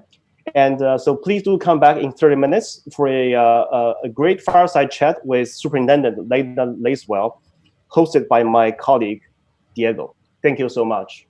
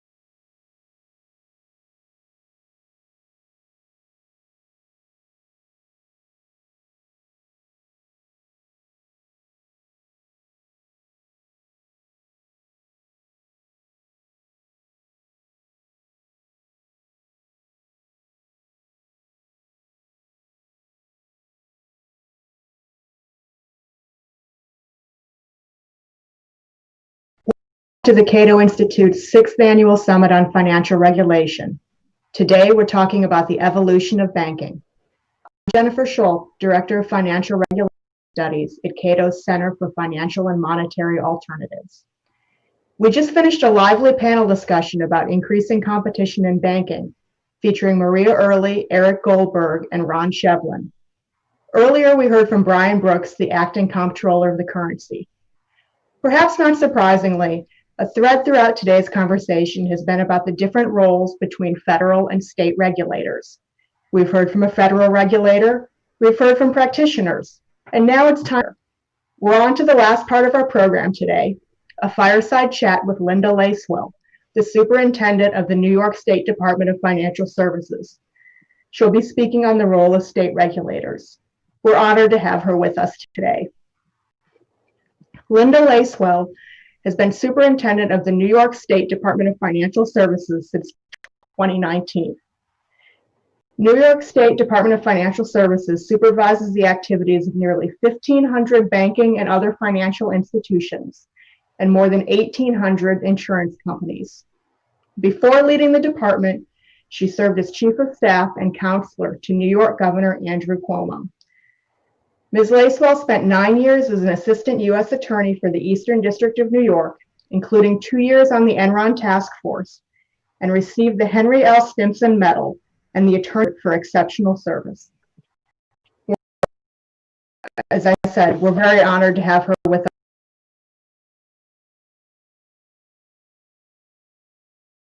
Of Financial Regulation Studies at Cato Center for Monetary and Financial Alternatives.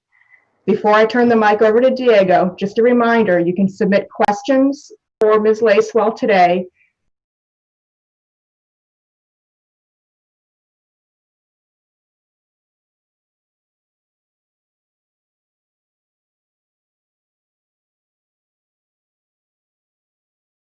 Thank you so much. It's a pleasure to be here.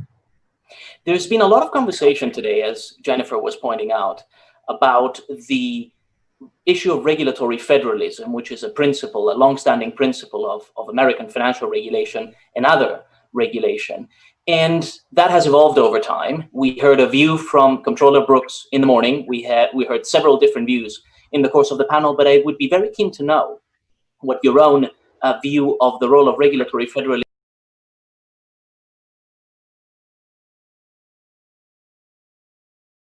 This is a very important discussion, and that's a great way to start.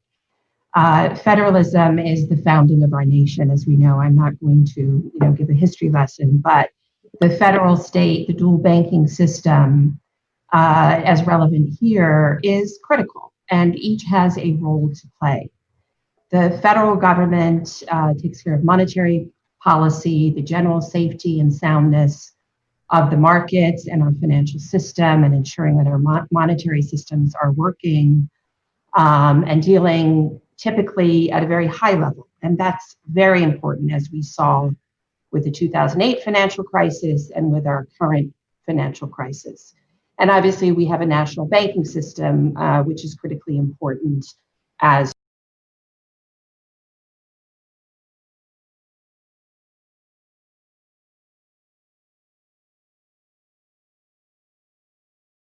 and that, in fact, we have a limited federal government. That's what the nation was founded on. And when the system is working correctly, then that is for the good of the people as a whole, because we need safety and soundness across the board. Otherwise, there are no products and services for people to enjoy and have access to in their lives. But the states are the people. And the people are the consumers. And at my agency, DFS,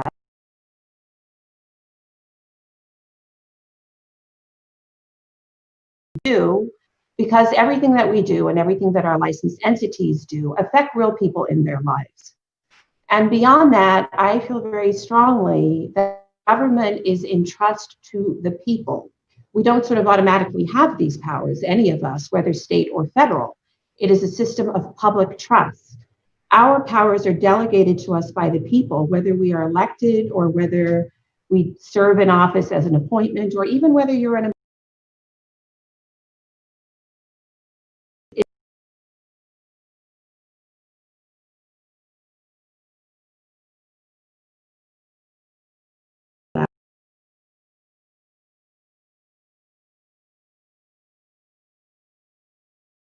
lest the audience from previous sessions get the impression that federalism is not something libertarians regard as important. It's crucially important in terms of, as you say, constraining the power of a single government, ensuring there is competition between the states for the benefit of consumers, but also that consumers, the people, can move if they don't like the regime that they live under in particular cases.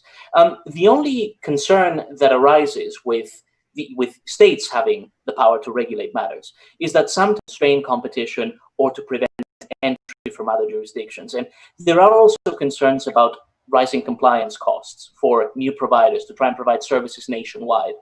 Of course, New York is a hub for financial services. It has been basically since the founding of the nation, and it plays a very important role in that. But I'm just curious as to how you would square the concern about preserving federalism and competition between the states, beneficial competition, with the issue of having as much entry as possible and the ability for states to work with each other. How does that happen now? So again, great question. It is very important to have a balance. I like to say we regulate our entities only as much as needed and not a drop more. And we do recognize that for any kind of business, including financial institutions, there are compliance costs. We are very active in the National State Banking Organization and the CSBS. I'm now an at-large member of the board. And it is a big focus of CSBS to figure out how states can work together and can we do joint licensing, joint supervision. And there's a lot of energy in that right now. Consumers want these products, but they also want consumer protection. And for any financial institution, whether you're a state or federal regulator, it's important to make sure that the consumer is being protected, that the financial product or service is not subject to cybersecurity risks, money laundering, OFAC violations. Nobody wants their business, used for those purposes. And also to protect the owner and operator of the business to make sure that their products are not being stolen, right? So the really critical thing, and I have learned this very well, is the balance. Look, I started off as a federal prosecutor, then I worked in the state AG's office, then I worked for the governor. And these are all very disparate roles. So I feel very good now in this role that I understand we have to foster industry. It's critically important to foster innovation, especially now to build back better. And it is possible to do these things at the same time as consumer protection and making sure these other risks that I've identified and others are met. So we need to continue to work together, the states with the federal regulators, listening to all the stakeholders, the consumers. It is an unusual thing that for the New York Department of Financial Services, part of our mission, as actually articulated in the statute, if you can believe it, is economic development. And that's usual for a financial regulator. So we have that additional layer as well right now, given that the public health pandemic has unfortunately led to the economic development and jobs crisis that we have, the economic crisis that we have, and these things are connected. So we got to build back better on the public health side. We've got to build back better on the economic side and on the job side. And this means we've got to put innovation squarely at what we do, because the old ways, we know, they don't work anymore. Number one, we were not prepared. Number two, the federal government was not here for us. We want to talk about federalism. The states have had to do it on their own. See Andrew Cuomo, who really led the nation when the federal government really should have been doing that job. And it is the public health pandemic that led to the jobs crisis. People didn't get fired on the merits. They lost their jobs because we had shut down the nation. And so I think that it requires some sophistication and some nuance and some balance. And it requires dialogue, which is why I welcome events such as this, because we need to be talking with each other. We got to do public-private partnerships. We've got to nurture innovation. That's what we're doing at DFS with a number of initiatives where we've reached out and said to innovators, we need ideas on telehealth and other parts of public health. We need it for household finance. We need it for small business, right, which is the backbone of the economy. Absolutely.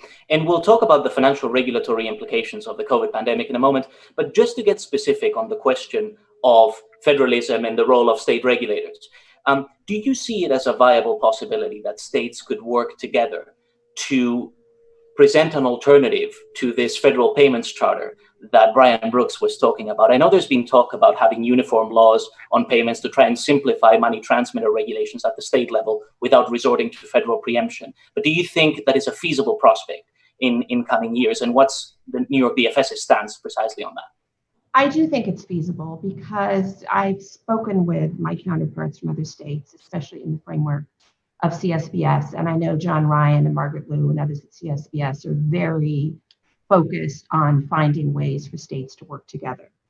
And once in a while, the impediment is sort of certain states like New York have a very high standard, and we're proud of that, the degree to which we protect both consumers and business operators. And so, plus our cybersecurity regulations are the standard for the nation, including the FTC and the National Insurance Association. And so I do still think, though, that it is possible to sort of set a level where, all interested states are cooperating as a whole, and then maybe New York separately looks at cybersecurity, or maybe at some point we take care of the cybersecurity piece for other states. There are all kinds of interesting and innovative ideas happening. And by the way, we have to do it because as innovation is really mushrooming, right? I mean, look, up to 40% of personal lending is now done online, whereas, 10, 15 years ago, that was 10%. So the innovators, as opposed to your sort of standard chartered banks, whether they're federal or state, and the pace of change, right, is so dramatic.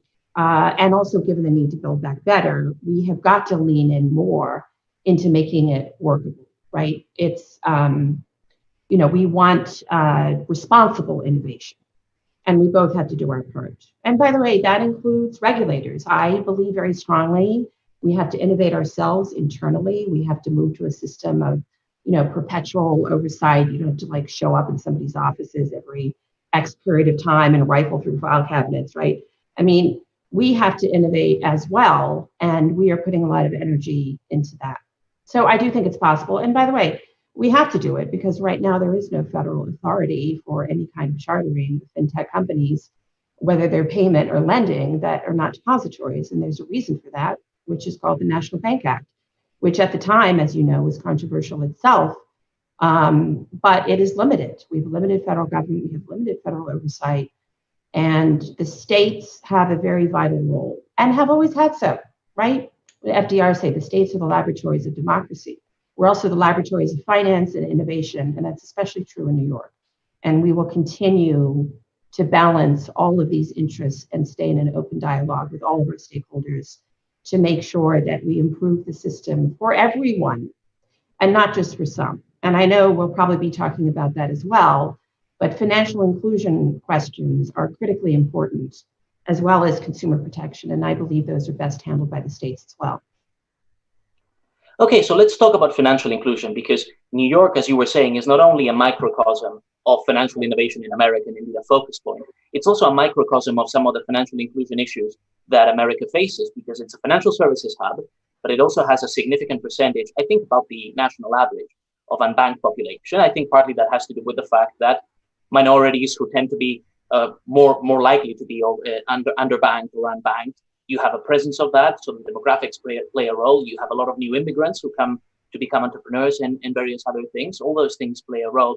But what do you think needs to be done in the way of authorizing new provision of financial services by new firms to attract those people who currently don't use banks to use more financial services so that they can be more included, build a credit score, and so forth?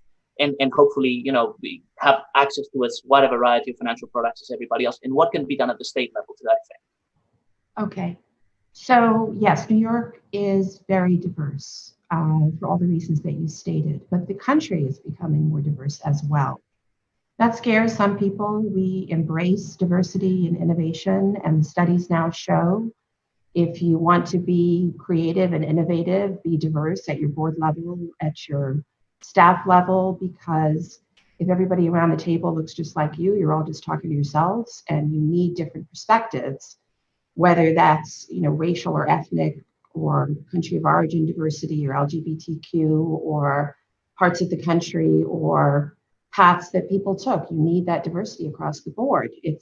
People used to say, well, you should help people of color because, you should be a good person and a nice person. No, if you want to succeed, you should embrace diversity.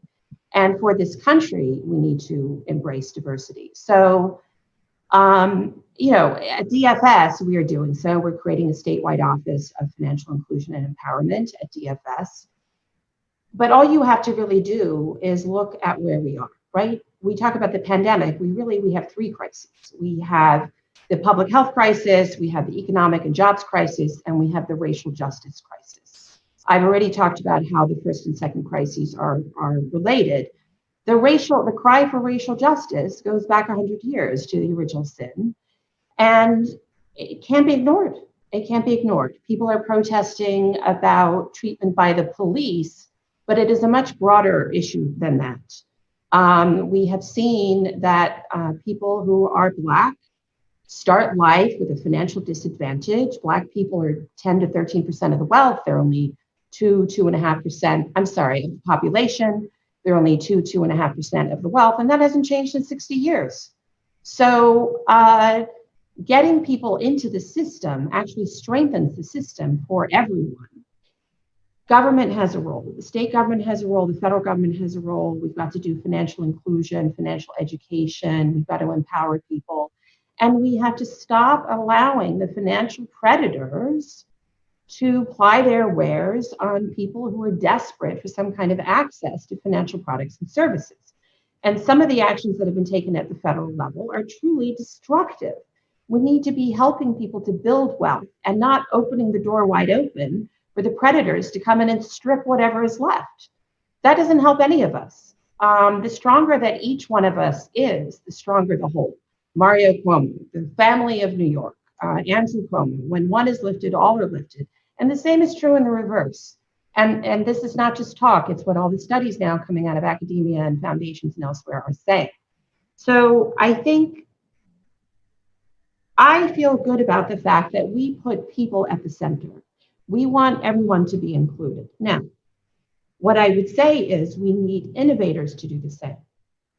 We do foster innovation. We're agnostic. We don't pick the winners and losers. But we will focus more energy on those who are going to help real people with real problems rather than creating some other shiny object for wealth management by the upper 1% or less.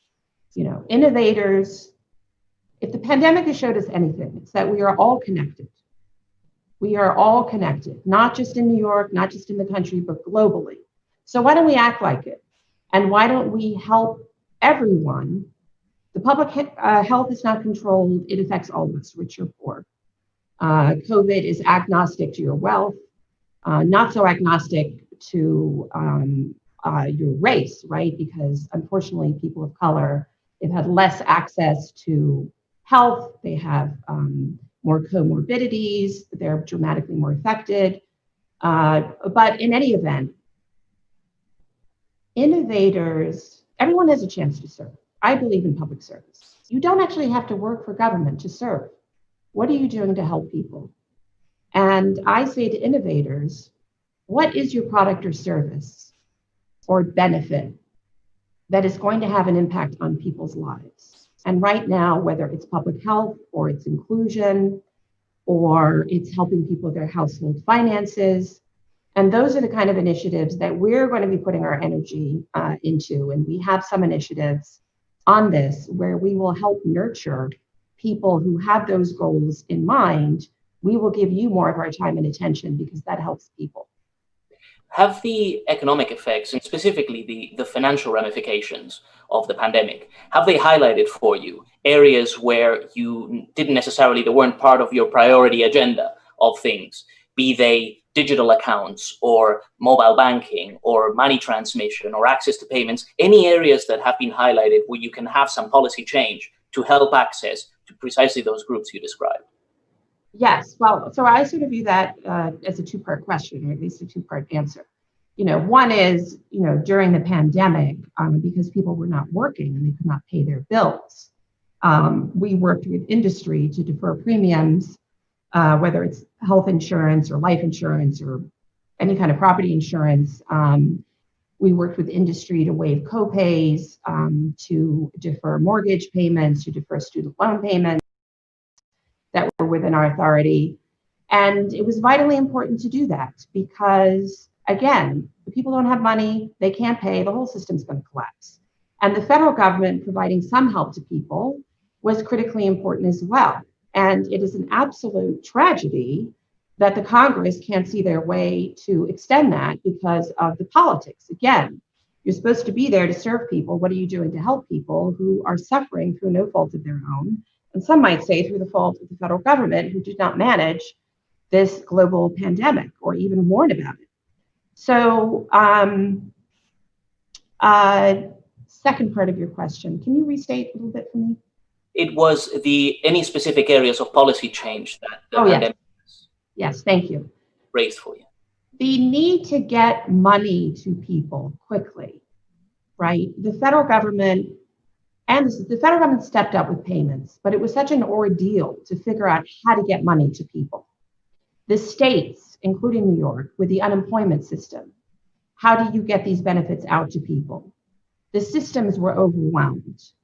And this, I think, is a very vital area where innovators ought to work with government, state and federal, because we can't do anything about what happened, but we need to be ready if this kind of thing happens again. And, we are exploring in New York ways that the state would be able to get money instantaneously to people. And maybe along the way that helps on, the unbanked. Right? Because if the state can figure out a way to get money to people, whether they have a bank account, use a bank account or not, you're automatically bringing more people into the system. And I think the federal government has an ability to do that too. Because there are all kinds of payments, obviously, that come from states, and they're not just about unemployment, right? There are all kinds of benefits that go to people who are in need. And so we've got to be creative and we've got to be willing to change. And we need help to do it. We're not going to be able to do it on our own. And our doors are open to people with ideas and innovators. And we will collaborate with you. And we hope you will collaborate also with the federal government, because it was a little bit ironic. People were in need. Government recognized it. They actually wanted to get money to people. But between here and there was a very long road and complicated. Let's talk about the New York bid license. This is an area where you've enacted significant change since you arrived.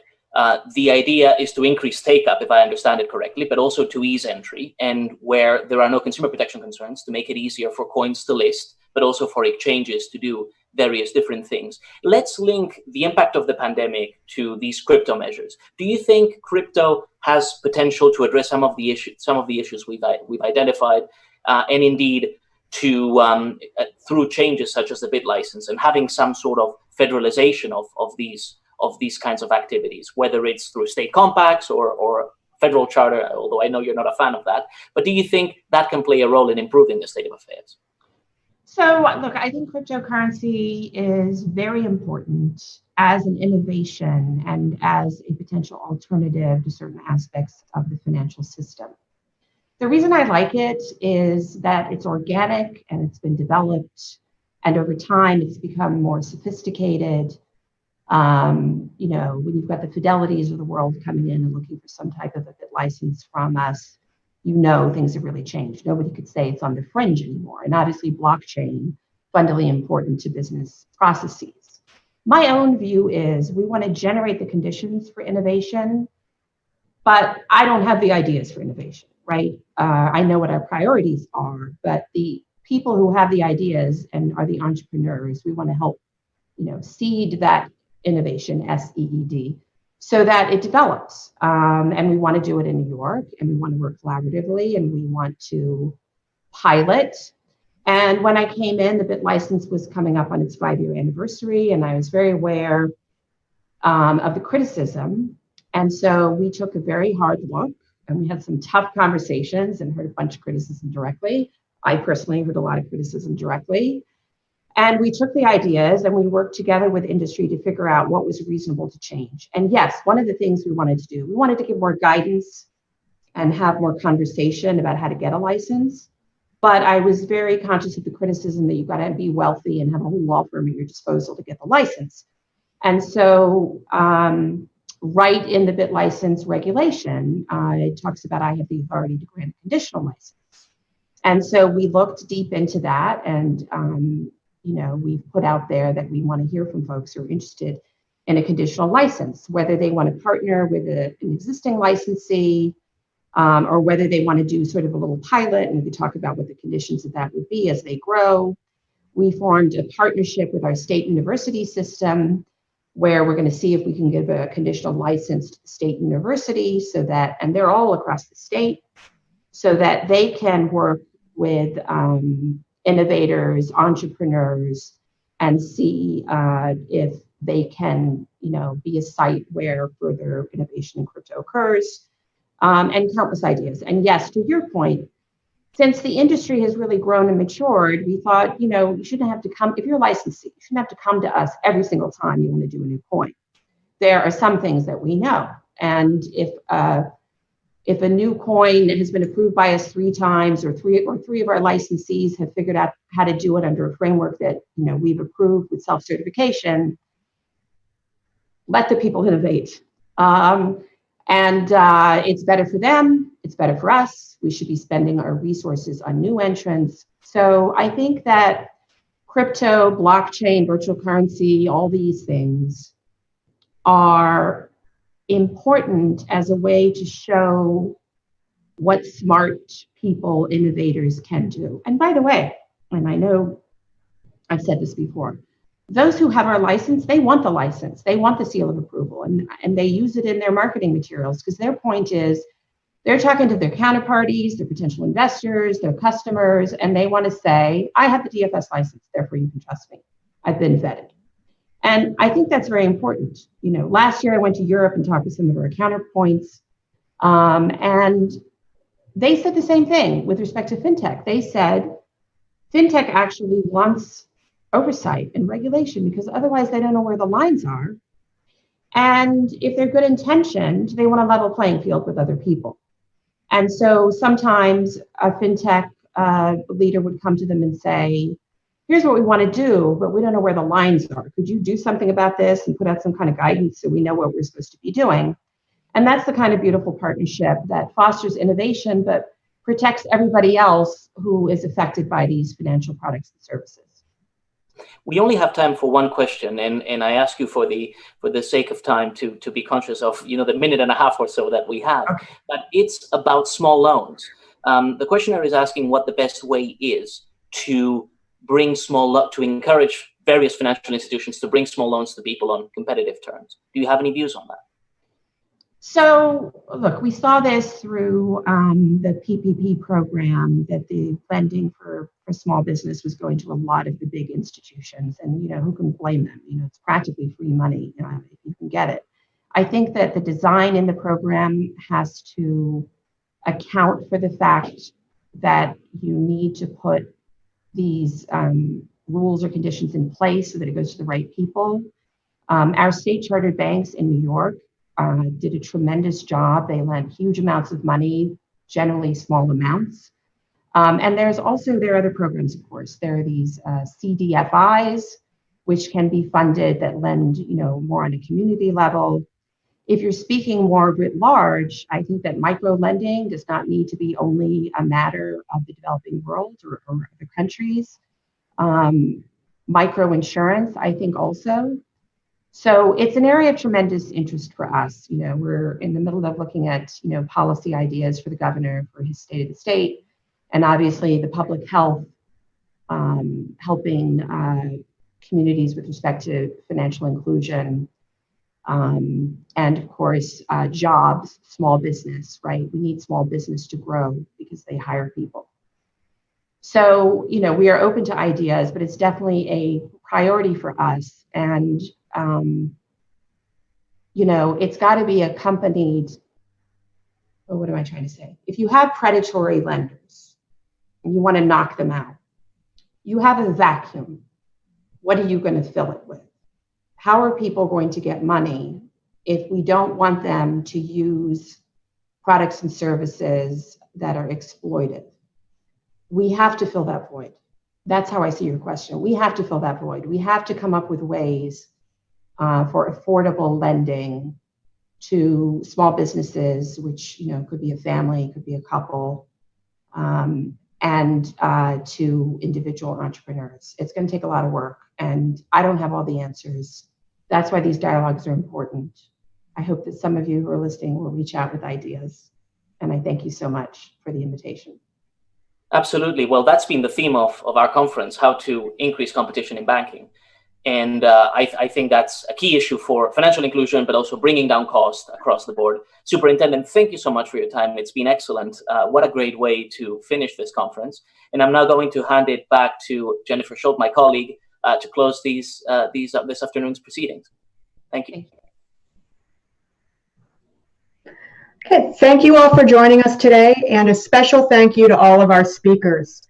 Brian Brooks, the Acting Comptroller of the Currency, Linda Lacewell, the New York State Department of Financial Services Superintendent, and our expert panel of Maria Early, Eric Goldberg, and Ron Shevlin. I know I've benefited greatly today by hearing all the different perspectives that were offered, and it's very exciting conversations to be having. If you missed any part of our show today, any of the presentations, they will all be available as recordings on Cato's website. So go ahead and tune in to see anything that you missed. Discussing payments, lending, and other consumer financial markets is just a part of what we do at Cato's Center for Monetary and Financial Alternatives. The center is dedicated to identifying, studying, and promoting financial and monetary alternatives to conducive to a stable, flourishing, and free society. I'd encourage you to follow our scholarship at cato.org, at our blog, or follow us on Twitter at CatoCMFA. We would love to continue these types of discussions with all of our audience today, and we are so grateful to have shared all of the presentations with you and share the perspectives. So thank you and have a great afternoon.